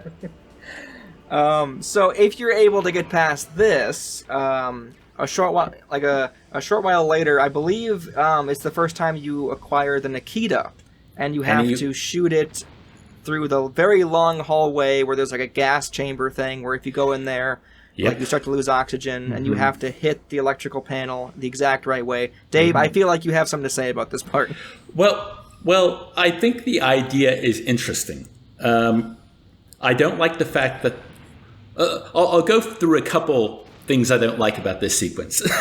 One is if you do have the gas mask doesn't stop you from losing oxygen and then health. It just slows it down, which I think is silly. If you got a gas mask, you should be protected.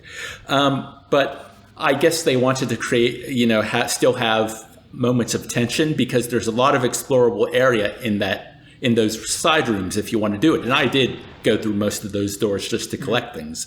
The thing I find is interesting about the Nikitas, but it's also what I hate about them, is the idea that if you let them go in one direction too long, they start to accelerate. And that can be really difficult to keep control of.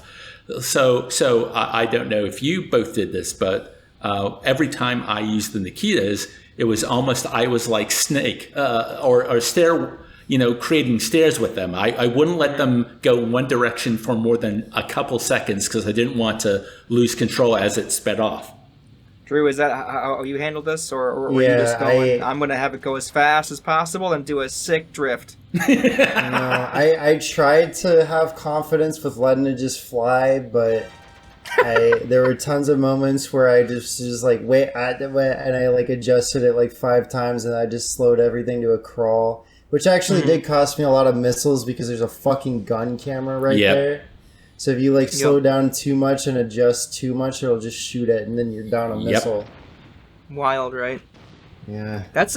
It's funny because on the first playthrough, I remember that being a total nightmare, and I was like, "This is so cool," but will I even have enough will I even have enough missiles to do this? Because I kept wanting to do it where it's like go go go go turn, go go go go go turn, because it feels coolest that way, where you hit the turn right at the right time. And I was trying to time it out in my head, and like this playthrough, I think I did it. I think I did it the first try, and I was just like snake it, exactly like you said, Dave. And I was able to get the first try. I'm like, well, good, because I remember that being a pain the first time through. So I'm glad that was easy this time for me. Snake it. Yeah, exactly. I think it's a good pun. I was surprised how you didn't like the pun. So yeah, it was good. Oh, I didn't recognize it until just then. I guess I was slow on the uptake. Because you even said anyway. So it's that the whole room is interesting. Again, I think what we're seeing though a lot of small one-off little things, because there aren't that many places that have like an oxygen running out thing. The only other time I know for certain is if you get caught in the certain area where you can't use your weapons or something like that.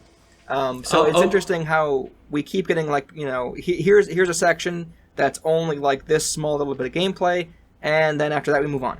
Well, the gas mask comes back one more time where after you input the PAL codes, Liquid floods that room gas, and Otacon has to open the door for you. And all I did was put on the gas mask, and after like 30 seconds, the door was open. So I'm like, well, if you didn't have the gas mask, this could be quite terrifying. We're already kind of on the topic anyway. There's a lot of equipment in this game. A lot of equipment. And a whole bunch of it comes in handy. But also a whole bunch of it seems like you don't need it, and you're able to kind of slide by without it. How did you guys, feel when it comes to all the items that, you're able to go out of your way? They're almost like exploration-like rewards in a way. And were there any examples you guys had where you think, an item could have come in handy here, but you didn't get it, or maybe an item that wasn't required happened to come in handy somewhere else? Yeah. I have a big one. I had quite a few stumbling blocks through this playthrough. One of the bigger ones earlier on was the dog caves on the way to Sniper Wolf, the first fight, and I kept getting, mashed by I kept getting mauled by the dogs, and I couldn't find how to get through. So, I looked online, and the walkthrough I found, you said, well, go back and get the night vision goggles. They help a lot with that area. Unfortunately, if you go back to Psycho Mantis's room and you try and leave, Campbell codex you and says, Snake, be a gentleman. You're not going to leave Meryl alone, are you? You can't actually go back. No way.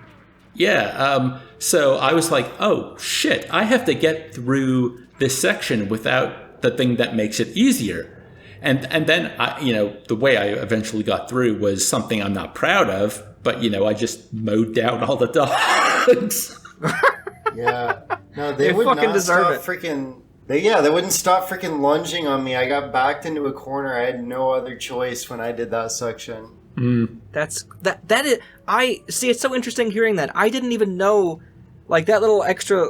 That's quite the experience you had. Whereas I don't know if even half the players had it, because I didn't have it in each of my playthroughs. I think I happened to find night vision goggles on my own each time, and I didn't even think about it. But it's wild that they block it from you. And this is kind of off on a tangent, but it is a question I specifically typed out because I wanted to hear Drew's opinion on it. So it's not related to the equipment, but it is related to that exact moment. If you guys don't mind.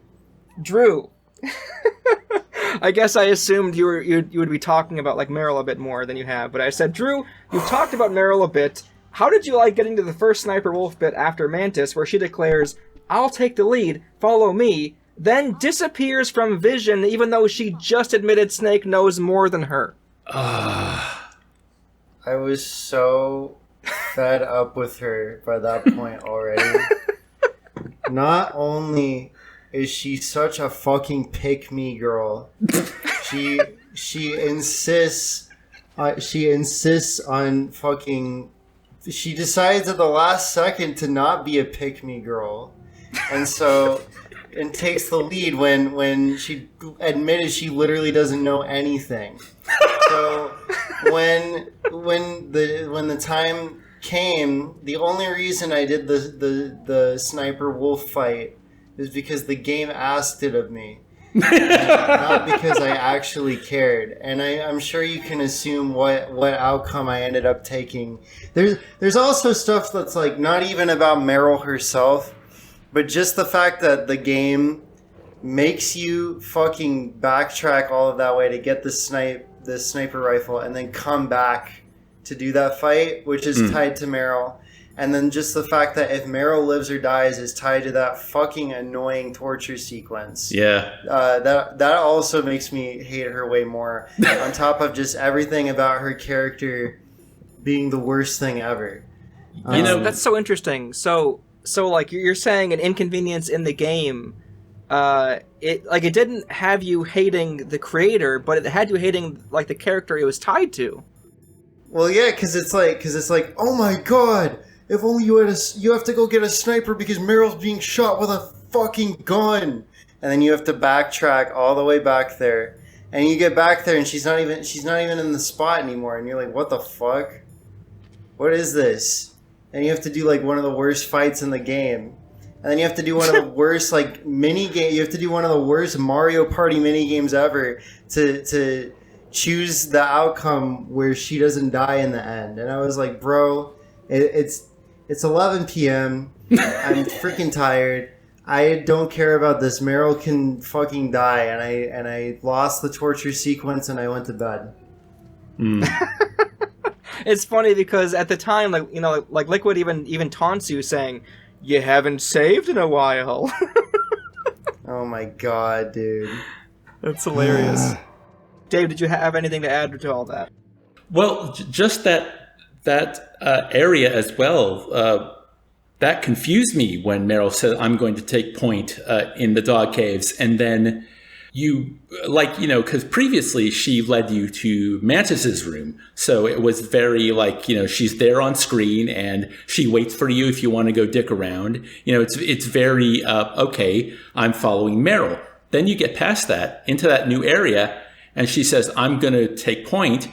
And then she's gone. And you hear the dogs and, I was exploring out the side and, I found stuff, but it was like basically she ran off on her own and suddenly, How did she get through the dogs? I mean, I assume because the little pup loves her at the end, the dogs never attacked her. I don't know. It was just, I guess it was also, she's disappeared. I hate this area because it kept killing me. Mm-hmm. Yep. And it just was another one of those things where it didn't make a lot of sense to me. I mean, I don't know why they decided to change it. I guess, you couldn't have Meryl leading you through the dogs because then you'd either have to watch out for her health or it was probably too complicated. But it was jarring and I didn't like it. On top of everything else about that area. I hated it too because she just fucking vanishes, But what's funny is if you just like walk down the hallway that isn't all like dark yet or whatever, like you don't actually enter in the ice area, you can see a crack in the wall and you can see her already stand there. And I'm thinking, again, like limitations of the time, I understand you can't like simulate. She had enough time to walk over there, but I'm like, bruh, she just ran. I sprinted as fast as I could to see this area. And she's already back there. It's like, fuck off, Meryl. Fuck off. I was pissed. And also, even funnier, again, we're kind of talking a little out of order, but I swear we will get to Gray Fox soon. But it's kind of funny, though, because right after this whole bit, I have, as a follow-up, Drew, as a follow-up, how did you feel when she painstakingly walked around the mines in the snow for a solid straight minute? Here, Snake, I know the way through the mines. It was a little bit ridiculous. Unfortunately, I, like you, had already previously seen Matthew Matosis's video. Mm-hmm. So I was just sitting here like, wait, this is the clip. And then I just walked straight across. We walk right through, yeah? Yeah. You just run straight up and then you're done. It's funny, I can't even put my head into the mindset of, I'm gonna follow her footsteps. I can't anymore. It's been ruined for me. It isn't just because of his clip, but even after a while, when you come back and you have like the thermal and the mine detector, like the mines, that route she took was just needlessly long. Mm-hmm. Yeah, and honestly, I probably would get like suspicious of it. Even if I hadn't seen the video, and I probably would look it up and find out that you could just walk straight across anyway. Because that's the sort of thing where it's like, this is a bit weird. It's insane how long they hang on it. Yeah. Mm-hmm. It is. Okay, but that's prior to the first Sniper Wolf fight. We're not there. Sorry. So we're gonna jump back in time again. So we're right in the hallway prior to like the first interaction, like the first real interaction with like Ninja, who just sliced off Ocelot's hand, and we just see all the corpses in the hallway. It looks brutal, right? We're like, I don't think we've even seen anything close to this yet in the game. This brutality, all this blood and shit. So anyway, so we walk in, right? So you're walking in there. You see the Ninja, and you're like, oh hell yeah! But then he's cornering this nerdy little scientist guy. Now, he looks completely helpless because everybody's like PS1 faces in this game are just like textures, and he's just got these like bottle cap lenses on his glasses. He can't see his pupils. Looks completely fucking brain shocked. He's cowering on he does the whole thing where he's like falling over. He's like backing up, crab walking, and he wiggles his legs and he pisses himself. He's so terrified that he pees in his pants. Okay, and that's your introduction to the amazing character of Hal Emmerich in Metal Gear Solid. We've all been there, right? Yeah, I mean we've all been there. I remember the last time I peed my pants was, I had to be at least a couple decades ago, You were being threatened by a cybernetic ninja as well? Oh yeah. See? Yeah, I was at my daycare. I was bullshit. like horrified. So yeah, our introduction to Otacon is extremely, it's painted in humor and almost absurdity, which is interesting because of course, like Ninja himself is absurd in the way because this is a very like serious like military infiltration up to this point. Yeah, Ocelot was kind of goofy, sure, but I mean, and then we have this invisible like samurai half robot guy who just wants pain. Give me pain. Yeah, he's obsessed with it. Oh man, it gives it kind of like a creepy feeling too, because you're like, why does this guy want me to beat him up? This is so weird. So I have this fight ranked 4.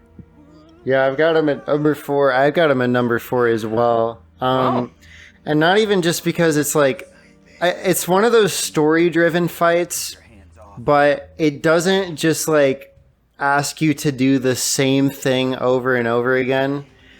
It like keeps changing itself up. Like at first he just lets you hit him, and then he's running around the room, and you kind of got to hug the center a little bit so you can turn around and punch him in the kisser. And then eventually he like turns invisible, and you get to mess around with that too. You got to use your thermal goggles to find him when he's invisible, and just that sort of thing. It's really fun, like trying to read his attacks and punch him and dodge him. I really enjoyed it. But on top of that, it's just like, it does feel like a character-driven fight where it's like he wants a fight from you, but at the same time he wants to lose because he wants the pain from you. And so it puts him in a very interesting position. Okay, well, this is number 2 for me. Oh! Whoa. We got our first real good boss fight, 4, 4, and 2. Yeah, Nice. I was kind of surprised by my top 5, but yeah, there's what Drew said. You know, it's very story driven. I like the idea that you put away your weapons. He wants he wants kind of like a true warrior fight, and then once you start kicking his ass, he reneges on that because he's losing, so he goes back to his tricks. I think there's a very nice flow to the fight. It can be a little annoying, trying to bait on an attack and then try and counter, especially when the movement doesn't work well. But there were, I don't know, it was a boss fight that kind of just worked. And for me, that's kind of what I look for in boss fights. It doesn't even have to be that I did it the first go, which I did do this one the first go, but it's like, yeah, it's a smoothness, it's a flow state. It's kind of learning what happens and being able to execute it and having an engaging time, and then there were little cool moments like where I ran out of the way of, where I thought he was going to attack, and then he cartwheeled through one of the glass windows and it shattered. And I just, a lot of the room, not a lot of the room, but parts of the room are destructible. Then at the end, just like why I enjoyed the Ocelot fight, there's that really interesting sequence where you learn what Gray Fox is and what, the connections and including the intro. That hallway sequence is great. The Otacon stuff, his introduction is weak, but then the talk after, I mean, that's kind of a separate thing. So sorry, but yeah, just the way, the combination of everything. Yeah, it was a very smooth fight. It flowed nicely. I liked how it worked. The different stages of it. There was a bit of spectacle involved. It just kind of ticked all those boxes. That's great. It was like a full package essentially, right? That's awesome. That's what you want. That's the dream. That's the dream for this type of game. So that's great. And it was nice that it happened after like those two kind of like middling fights. Because I feel like if you got to this part and you were able to get through this fight, you're kind of like, I think at this point you're hooked, right? Like I would say I could totally see a person getting to the tank, as I said, and being like, But I feel like if you got past like Gray Fox, I feel like at that point you're probably pretty invested, and you're probably going to keep going through the game. And by that point, you are like 4 to 5 hours into it, maybe 3 to 4, but still, you've invested a bit of time now. Just like this podcast. So, yeah, I'm happy we all enjoyed the Gray Fox. It was good. And, of course, we have the introduction to Otacon, which we'll kind of talk about a little bit later. But afterwards, we have a whole bunch of, like, Meryl stuff Oh where we my have God. to try to find her in, like, because she's hiding as a guard. And, Can I take this one? So Here's the thing. Meryl is here undercover, and she's disguised herself as one of the boy guards. But Snake can tell that Meryl isn't a boy because he stares at her ass, and her hips wiggle back and forth when she walks and runs. Yep. So when you need to meet up with Meryl in person, you need to find the guard that wiggles their hips and shakes their ass in the camera, and then follow them into the girls' bathroom, which actually is a pretty cool detail, that the guard freaks out and goes into the girls' bathroom. That part I do like, but I do not like how obsessed with her ass Solid Snake is. Like, is he not looking at the same graphics we are? Like, I really don't. I really don't get what the appeal is. I have to point out quick as well. So this is this is an example of like the small details, which is cool because you can notice she walks different, but also I want to add two more things. Not only only does her animations are different, she also has a different like sound effect to her steps. It's more of like a squeaky noise. And because I'm an idiot and I don't really like pay attention to that stuff, I just went up to a guard and choked him, and it happened to be her. So Oops. I killed Meryl, and it's really funny because you can totally hear it's Meryl, but I'm still pressing square. I'm sorry. I'm used to it at this point. Muscle memory, you're choked out. And then she's like, oh, Snake. Wow. Ew. So it's really funny how they have like these, that whole moment, it's the premise is really silly, and I can totally get not enjoying the whole ass thing because it's very focused on, but it's one of those examples where there are some cool details, even though it's a very silly premise. I would like to mention something about this sequence, in that the cutscene that takes place when you follow her into the restroom, both Drew and I got there before Dork, and I think I was the first one in there, and I remember complaining about. I really didn't like. I can't remember the particulars, but it was like a combination of Snake being obsessed with her, the talk about her ass and her hips and all that. You don't walk like a soldier. It was the combination of her. Oh, I'm not like other girls. Other girls like lipstick. I wanted to be a soldier, and just the whole thing together made me just like roll my eyes and groan. And then when Drew got there, they rolled their eyes and groaned. And Dork wasn't there yet, but he'd played the game previously, and he said, "Man, I don't remember hating on Meryl and how they wrote her as much as you guys seem to be hating her. So maybe I'm just forgetting it." And we're both like, "Well, when you get there, we'll see what you think." And then I think it was in the evening. Dork played through that section. He's like, "I have to apologize. I see it." Because it's like I said, Meryl is such a fucking pick-me. Because she's literally like, oh, I'm not like girly girls who likes doing girly things. Mm-hmm. I like going to fucking war. I like killing people. I'm like, shut the fuck up. Yeah, it's like, bro, Snake already wants to fuck you, but he's not gonna fuck you for that, bro. Like, chill the fuck out. She has to be like what? I'm guessing there is an age number out there, but I would guess 22. Yeah, she seems very early 20s. Yeah, and Snake's got to be what, like fucking, like 48? Like he's got to be at least that, seriously right? He's up there. And it's I'd say 45. Yeah. So again, it's legal. I am totally okay with two consenting adults. Oh yeah. That's fine. Never the problem. Right. It's just the whole. It's the context. It's the whole dynamic. Because again, I want to iterate. I was pushing back, on this whole thing when it comes to Drew and Dave complaining about it. I was like, honestly, guys, I'm not as vexed about this stuff as I used to be. It's fine. And I played it, and it wasn't just that it was like, oh, this is like sexist to women. It was just fucking Meryl, get over yourself. And also, Snake, what are you seeing in this child? What are you seeing? Yeah, seriously. Seriously. Like, Meryl shouldn't even be in a freaking Alaskan war zone. She should be like downtown partying with the girls. Right. Like, she shouldn't even be here. I'm like 30, and like Dave, I think you're 41. Mm-hmm. So I think we each have like even like better like perspectives of this, because I'm 30, and the way she's talking is just like, oh God, I don't want to spend time with you. You're so fucking like, you haven't matured enough to get past this whole like this whole mentality of like, oh, actually, how other people think of me is a big deal. Like, I listen, I get the patriarchy, I get it, it's bad, but you gotta stop. You gotta move on a little bit.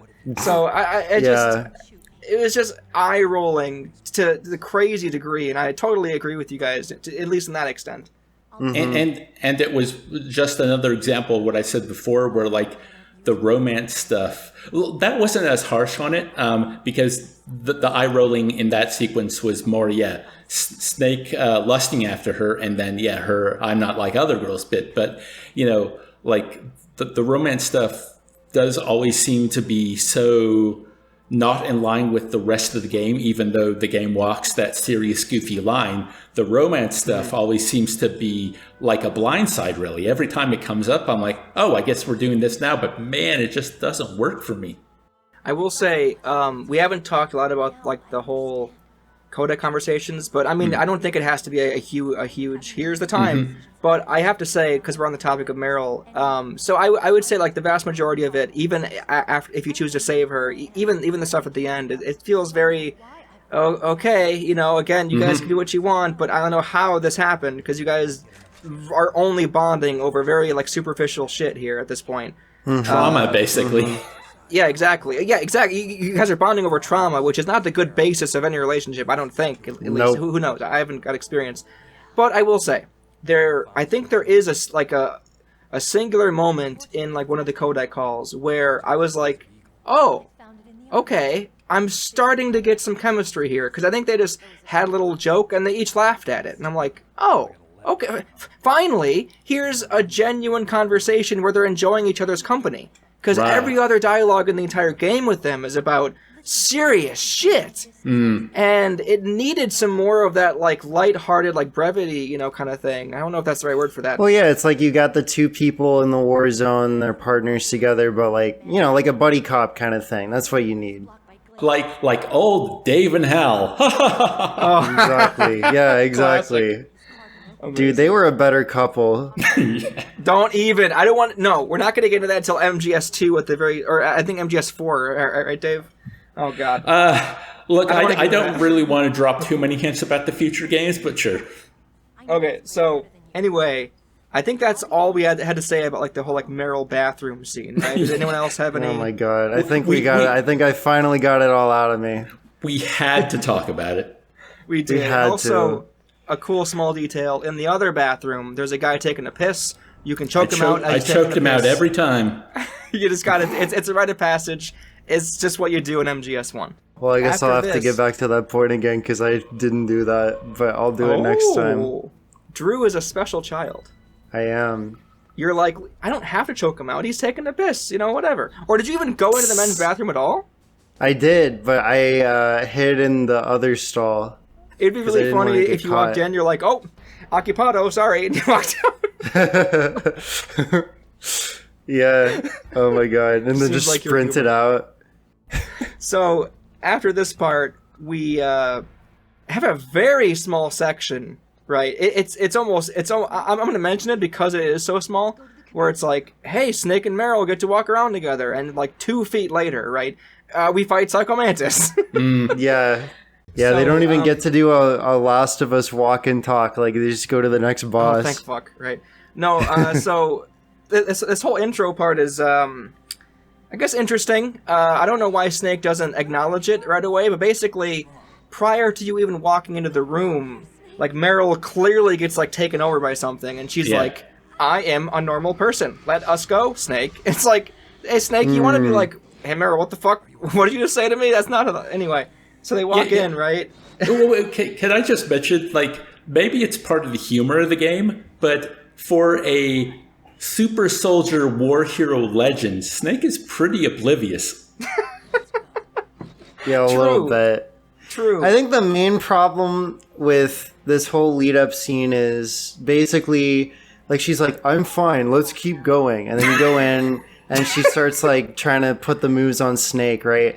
And I think it's like very clear they're trying to do like some tension build-ups, like something's very wrong for the big reveal of Psycho Mantis and how powerful his mind control is.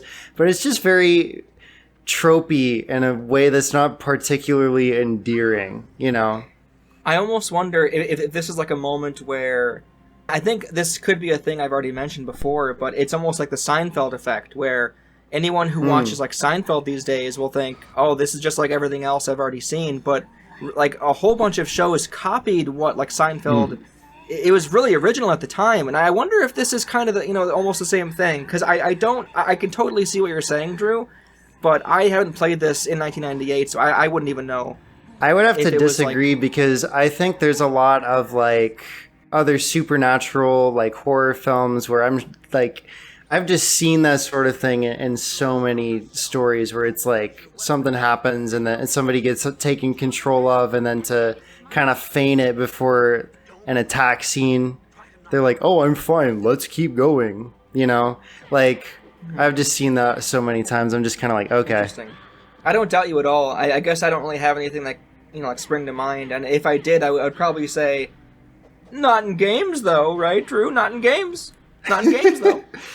This is the first game. Yeah, you're probably. I'll let you know if like anything comes to mind, but nothing's jumping to the front of my head right now. All right, that's fair. That's fair.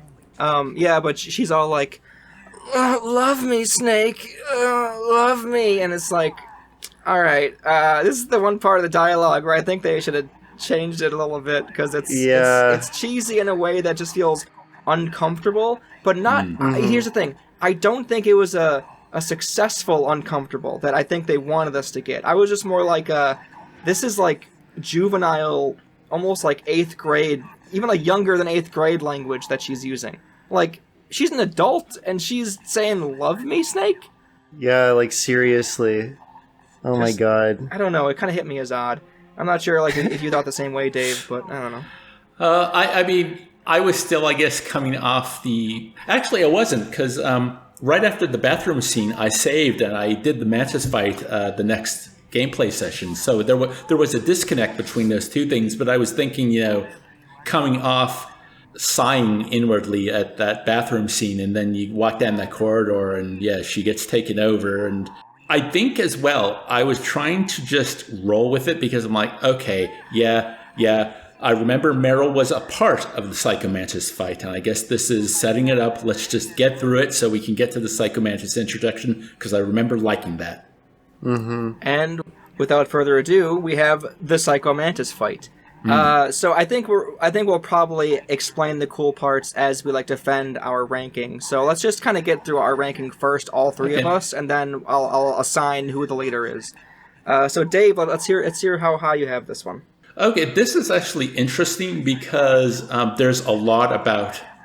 once again, it's not the fight itself, it's kind of everything around it as well. I really like a lot about this, but I ranked it as number 6. 6. Interesting. Drew? I put it at 7. Holy shit, I put this at 2. Wow. And I feel like our philosophies on like grading this is really coming into play here, because I'll defend it as well, but I first want to hear from Dave. Okay, so first off, like the intro, amazing. I mean, we didn't get the full experience, because obviously the best experience to play this fight is if you have a PlayStation in 1998 and you've bought and played through a bunch of games, so you have a bunch of save files on your memory card that Psycho Mantis can read. And then, you know, the famous one is like, if you've played Symphony of the Night, he goes, "Oh, I see you like Castlevania, don't you?" For me, the only thing he was able to say was, "Oh, I see you don't save very often. You're very reckless." But even that, he said really the opposite cool. about me. He said, "Oh, you save often. You're very prudent," or something like that. Ah, cool. But the bit that I love is like, let me show you my powers. Place your controller on the table. Yeah, dude. If I played this game when I was 6 and he did that shit, I would actually be so fucking scared. Well, I thought kidding. you were just going to talk about being impressed and cool because I'm like, I'm 41 and that's fucking amazing. I loved it. I had No, the it's biggest still smile awesome. on my face. No, it's still amazing because it's like so corny, but you're like, oh, I gotta go along with it. This is awesome.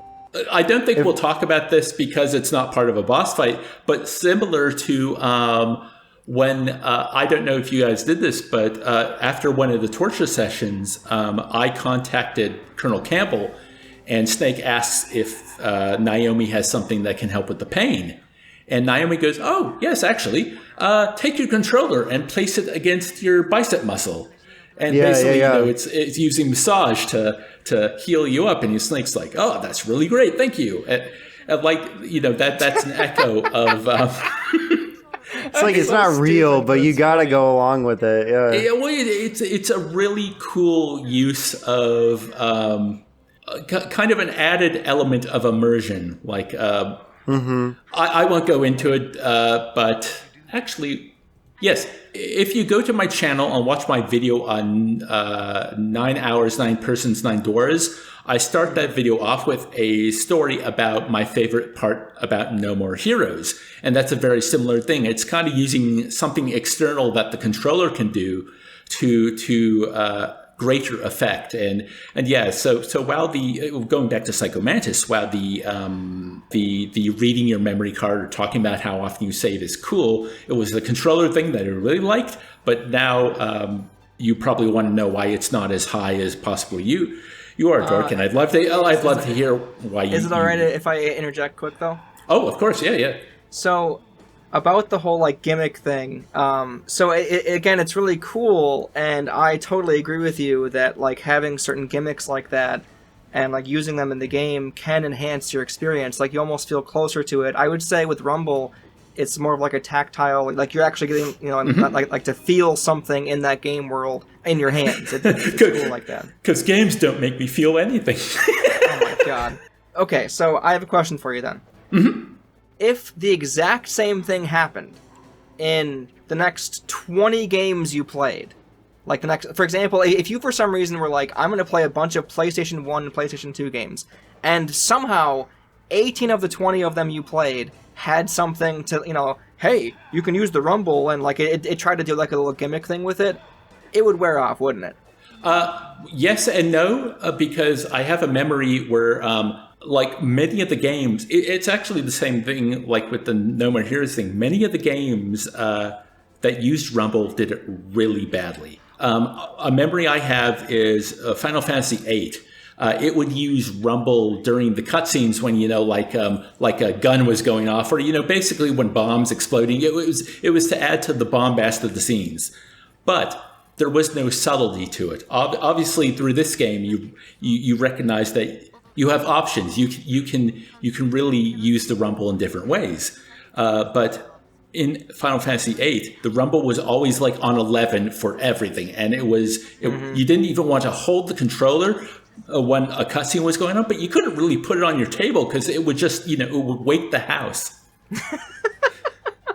You know, yeah. So a lot of other games. I mean, I think developers learned. Like I played plenty of games where I think the Rumble was fine, but actually, to be honest, I can't think of too many games where like the Rumble was either used in a unique way or I remembered the experience. Like Metal Gear Solid, I mean, okay, the experience is fresh. We just played the game. Maybe I will forget about this in 6 months, but it's something I look back on fondly. See, because I was thinking, this is really stupid. So again, place the controller on the ground. Yeah. I'm doing that, bitch. Or like place it on your arm. Again, it's fucking dumb, but it's great. Yep. It's great. But I wonder how much, at least with me, because I think with you can appreciate this stuff perhaps a lot more and have more of like a tolerance to it. But I'm just thinking, man, if this game wasn't so fucking great in every other way, if I wasn't already like sold, I don't think I would have seen it as so. Because again, I do think it's cool, I do. But if this was in a game like, what's like a random I don't know, like just like an average game, I don't think it would be anything that I would love. I'd be like, well, this is, and this was ambitious, I guess, but this is kind of dumb. But because you kind of like accept that MGS is just this weird amalgamation of like seriousness and just the stupidest shit ever, it becomes cool. Yeah. So that's all I have to say about that. I totally agree. I think gimmicks or fun little things can enhance, like a good game to a great game, and maybe it can make a mediocre or average game memorable. But yeah. I don't think a mediocre or average game would have too many of those moments, if that makes sense. But just to finish off why it's number 6 for me, the fight itself I found really frustrating. I could never dodge the furniture to my satisfaction. I found it very hard to hit him. Like the swapping your controller bit is really cool, and actually because I knew that was the solution, I played into it like I didn't know what was happening. I would go through my codex trying to get a hint of why can't I hit him? What's going on? I'd run around the room. And eventually, like on the 3rd or 4th Campbell conversation, he's like, yeah, it's like he's reading your movements. If only there was a way where you could mask your movements. And then if you talk to him finally one more time, he's like, I got an idea, Snake. What if you put the controller in the second player port? And like, that's really cool. And I love how he reacts. He's like, what's going on? Why can't you shoot me now? And then like the Gray Fox fight, I found the phases interesting. Like, when he takes control of Meryl, and at that point I just deck her to... Sorry, he takes control... Just smash her into the ground. Yeah, because he takes control of her, and you have to kind of, you put your weapons away, because hopefully at this point you don't want to kill her. Maybe some people did. You probably fail too if you do. But, you punch her, and then suddenly he does that thing where I'm going to really hurt you by making her kill you. Herself. And since oh my god, since the cutscene, I was right next to her when that cutscene played. Basically, the instant I got control again, I just pressed the punch button, and it was like a deck. She goes down on the ground, and it's like, well, I don't have to worry about Meryl anymore. But I love the intro. I love all those phases. The conversation he has as he's dying is actually kind of touching. He had a really bad life, and you kind of feel for him at the end. But yeah, just I guess the act of playing the fight I didn't like that much. So I think I said 2. You said, what was it? 6. All right, Drew.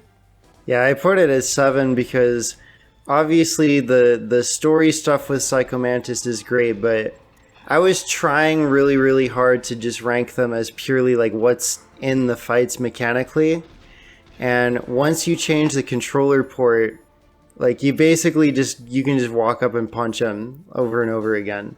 Mm-hmm. I found that part just incredibly boring. But that's fair. Everything about who he is as a person, pretty epic. That's sick. So it's interesting because I feel like out of the 3 of us, I am the one, at least like going off our channels, that's obsessed with mechanics and gameplay. So I was trying to go out of like my own comfort zone, and I was trying to see it as a whole picture, and that's why I put it number 2, just because it was all those cool elements together. Again, I've admitted already, it's dumb in isolation. Those are all dumb as shit moments, but it kind of it's just such a memorable moment in the game. Everyone knows Psycho Mantis, and he's just such a cool because he does telekinesis in a game about like military and like nuclear weapons. It's so batshit. It's great. It's just so nuts. The gameplay part isn't great, but I do love smacking Meryl a bit, so that's fine too. It really worked out in my favor. We're all going to get canceled. Yeah, right. I will say, though, the only problem I have... So it is cool that Campbell... like, Dave, I'm pretty sure I talked about like this whole thing with you on Discord. It is cool that he eventually tells you what to do. because who on earth would ever try that on their own, right? Yeah. But I don't think his hints are good enough. No. And the reason why I say this is because, so like Psycho Mantis just read your memory card. And it's like, oh, kind of cool, right? Yeah, it is kind of cool. But he read your memory card, right? So when you get the hint from Campbell that he's like reading your like movements, I don't think I would make the leap to controller port, because controller port has never entered the conversation before. Well, also, I could be wrong about this, but from memory, in all the games I played, like, on Nintendo, Super Nintendo, Nintendo 64, I got a PlayStation much later, but I had one, PS2, all those. If you plugged your controller into port 2, you couldn't interface with most games at all. Correct. It just wouldn't work. It would just be like here's. In fact, if you do that, it's the thing where you hand like your like niece the controller and be like, you're playing the game, but you're not, because it's like exactly. So it's just it's so unintuitive that I feel like people. I'm pretty sure like this is exactly like what Matthew talked about in the video, but it's how I feel too. I feel like people kind of like have a warped perception because it's just so nonsensical to even try without hearing it from Campbell. Drew, do you have anything else, or are we gonna move on? No, I think we pretty much covered it. Great character, but middling fight. Oh, right. So as like Dave was saying, he has a whole speech at the end, and this is like the one thing I'm pretty confident that is correct about like the remake, and that they corrected this dialogue. So apparently Hideo Kojima, he wasn't in control of like the English script as much as the Japanese one in this game, and I think you told me this, Dave. After this game, he tried to like make sure he had all the translations correct, right? I don't remember hearing about that. Because I know in this boss fight specifically, he did not like how like Psycho Mantis was portrayed because of one word, of one translation issue. At the end, he says, helping people feels good, whereas apparently he's supposed to say helping people feels nostalgic, which is a different. It's different. He's not if this was like Star Wars, he didn't come to the light side at the last second. He's just kind of like commenting how he used to be a person who helped people, and it kind of like it kind of feels like the old days, and I think that's even better because you could interpret that he perhaps like he is kind of like seeing the light now, or you could also interpret that he still isn't quite there, but at least like it kind of tells you that he was a good person in the past or something like that. Or if you want to get a little more abstract, he might have never been a good person, but that feeling of nostalgia is like, I have a feeling that something happened, but it might have never been. Yeah. But so that's Psycho Mantis in the books, and we've already talked about the whole like wolf stuff and like the ice area, right? That was great. Christ, so again, like Meryl, she's great. We all love her. Anyway, so after Meryl fucking painstakingly walks through those mines forever, she gets shot. Wait, she doesn't get shot. She gets shot 3 times. Like once in the leg, I think once in like the shoulder, and I can't remember what the third one is, but basically the fact that she didn't die right there is a miracle. From a sniper rifle, too. It isn't like a fucking pistol. I wish Sniper Wolf just like clocked her in the head and made her brains explode everywhere. That would have been hilarious. I don't think it would. Okay, obviously, like, you're just joking, so I'm not sure if I should take this super seriously. But I will say, even though as much as I do think Meryl dying for the story improves it, I still feel like her coming to the realization as she's bleeding out that, oh my god, I was so naive. I think that's worth it. So her brain being splattered would kind of remove that for us. But it would be funny. It'd be funny for like, imagine if this game had like some outtakes that were obviously like the Toy Story 2 outtakes. That would be amazing. Exactly. Whoops! I shot Meryl. No, like her brains explode, and then like the camera goes in. They're like, "Oh man!" And then she missed again. Sniper was like, "My bad." We have to backtrack a crazy amount because we can't fight the sniper without a sniper ourselves. And You know, I'm glad that you brought this up, Dave, because I was going to ask, because in fact, I think this is why. And here is what I'm going to explain. So hang on. I realize I have you on the edge of your seats. Hang on. So, I was thinking as I was playing this, I wonder if I could have already gone back and gotten the sniper before this section. But you acquire the key card you need to, access the sniper rifle in that room from Psycho Mantis. Yep. And as you just said, if you try to go back, Campbell won't let you because you can't leave. You're supposed to be a gentleman. So I wonder if that was them trying to block you from obtaining the sniper early because they want you to see Meryl get shot first before you go back. If you had the sniper, there's, how do you explain her disappearing when you come back? Yeah, the fight can't happen. Or at least it would have to be, they'd either have to code in a different fight for Meryl being there, or, it would be an added pain, I guess. I will say, though, even though I knew about it, each time I played the game, it still feels so wrong. It feels so weird to be like, I'm in a boss arena, clearly, but I have to leave? Yeah, it was freaking weird. Because I've never really had a game, ask me to do that ever. It's like, no, you're in the boss arena, the boss fight is happening. You're here, you're fighting the boss. But this game is like, no, you gotta leave. I never would have thought to do that. I don't even think Campbell tells you to go all the way back, or you don't really get any nudge as to where the rifle actually is. They're just like, oh, I guess you better go find one, while Meryl is literally bleeding out. Yep. Maybe Otacon or Nastasha has some insight on there, but I don't know for sure. I know for sure though that it definitely feels awkward, and Campbell, even though he tells you that you got to go find a sniper. I remember at the time I was thinking, oh, is it in the room somewhere? Is it right? Is it next to me somewhere and I just don't see it? No, you have to fucking go back all the way through the whole game essentially. It really broke up the pacing in a way. I don't know. Yep. But when you finally get back there, I mean, maybe I'll talk about this a little more once I give my ranking, but I had to look up how to do the fight properly, the first Sniper Wolf fight, because I wasn't understanding what I was doing wrong. I was getting really frustrated. And once I learned kind of how the fight works, it's not too bad.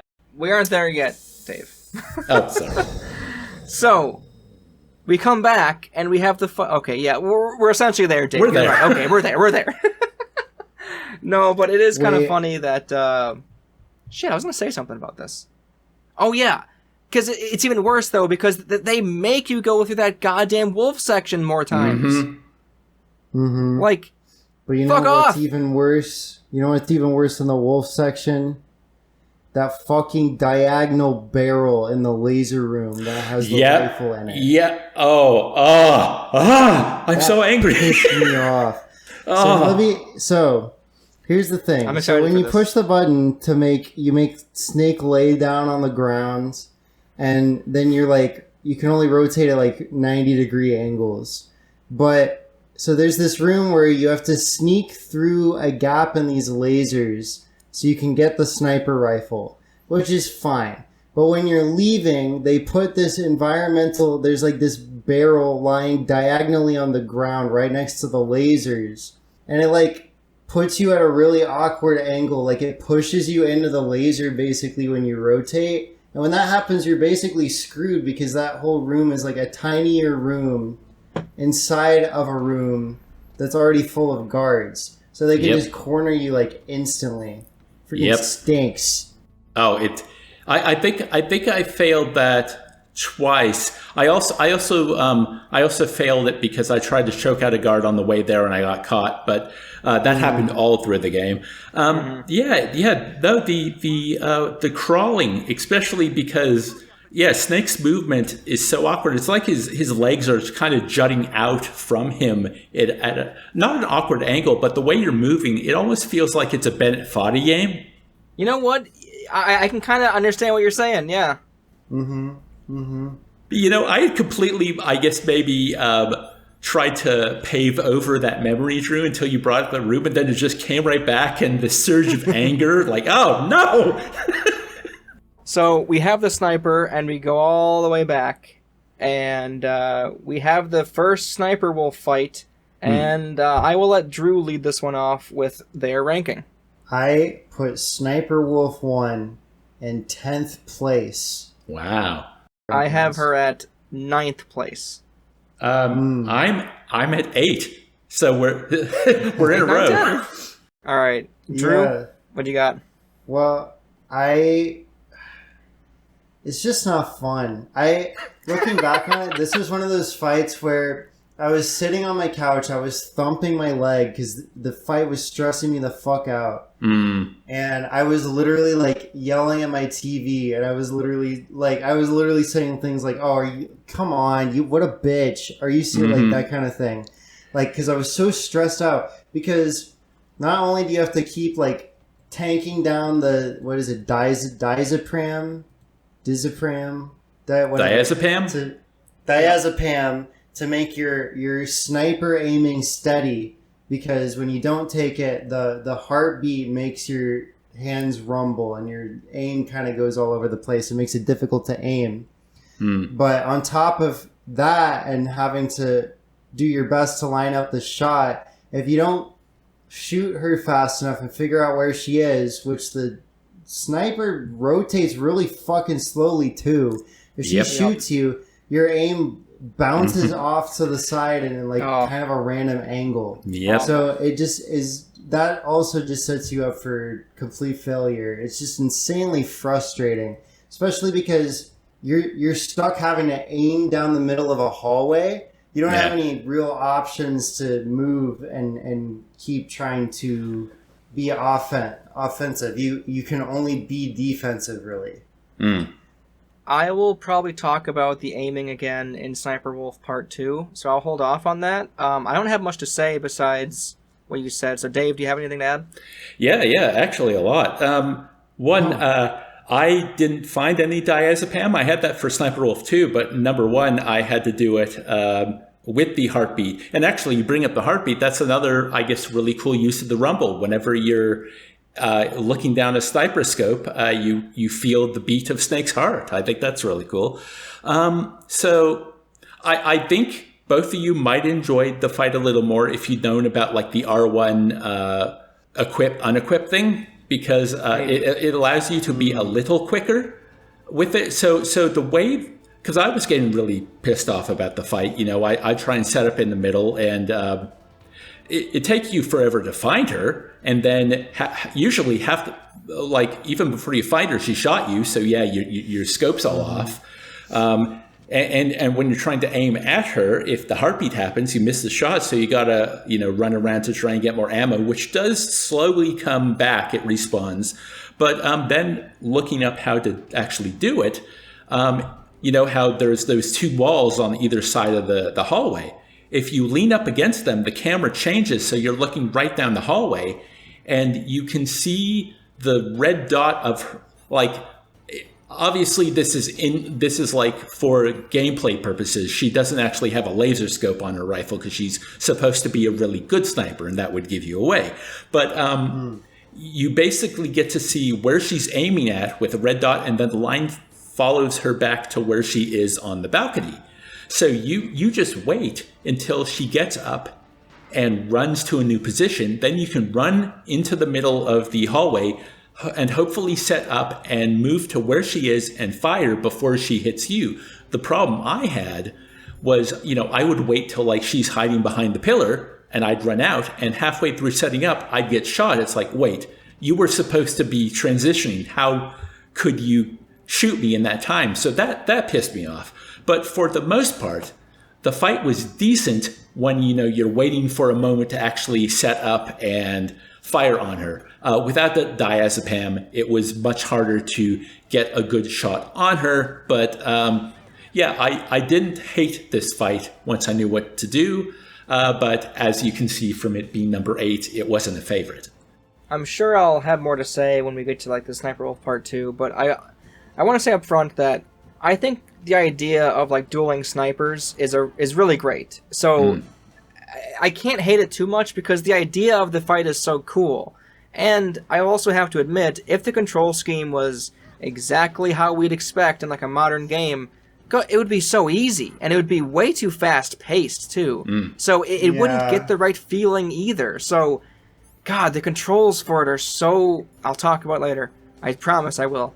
Because I didn't have as much in this section as I did in the second section. But I just wonder if there's a way where you could have the best of both worlds, where the controls feel good, but you still have like the feeling of like we are two snipers trying to wait each other out until we get an opening. Because you guys know, if you had a Call of Duty thing, it'd be done. I'm looking forward to when you finally play it yourself. You'll have to tell us about how the fight plays in Twin Snakes. Oh yeah, that's a good point. If I do a video on it, then that'll be that. But if I don't, then I'll tell you. Yeah. The idea of dueling sniper is a really neat idea, and yeah, like a lot of actually that's kind of my how I view, I guess, most of these boss fights, especially the ones that I don't like as much, is that I think all the ideas here are really cool. It's just the execution is lacking. Yeah. It's almost like every single thing to do with Star Wars ever. It's always a great idea. The execution is always what's fucking terrible. I have never agreed with anything more in my entire life. Okay, Drew, what did you have to say? But I also want to be clear. I want to be very clear. I agree with Dave that the execution is lacking specifically in this fight right here. Okay? Because that's foreshadowing for next time. Ooh. So after this, after like we charge up there and we don't see where Sniper Wolf is, right? Because I'm pretty sure you don't see her corpse, do you? She's gone. Yeah, she's gone. And then you go to the door you already couldn't have opened anyway. And then in a cutscene, Snake gets caught. Yep. Bruh.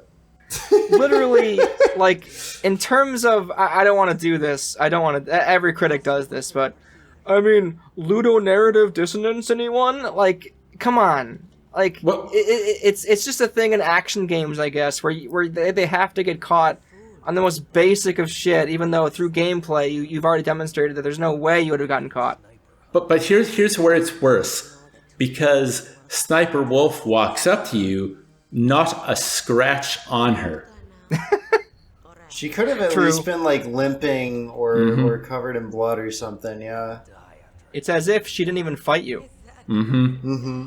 So, Snake gets captured, and he's now naked.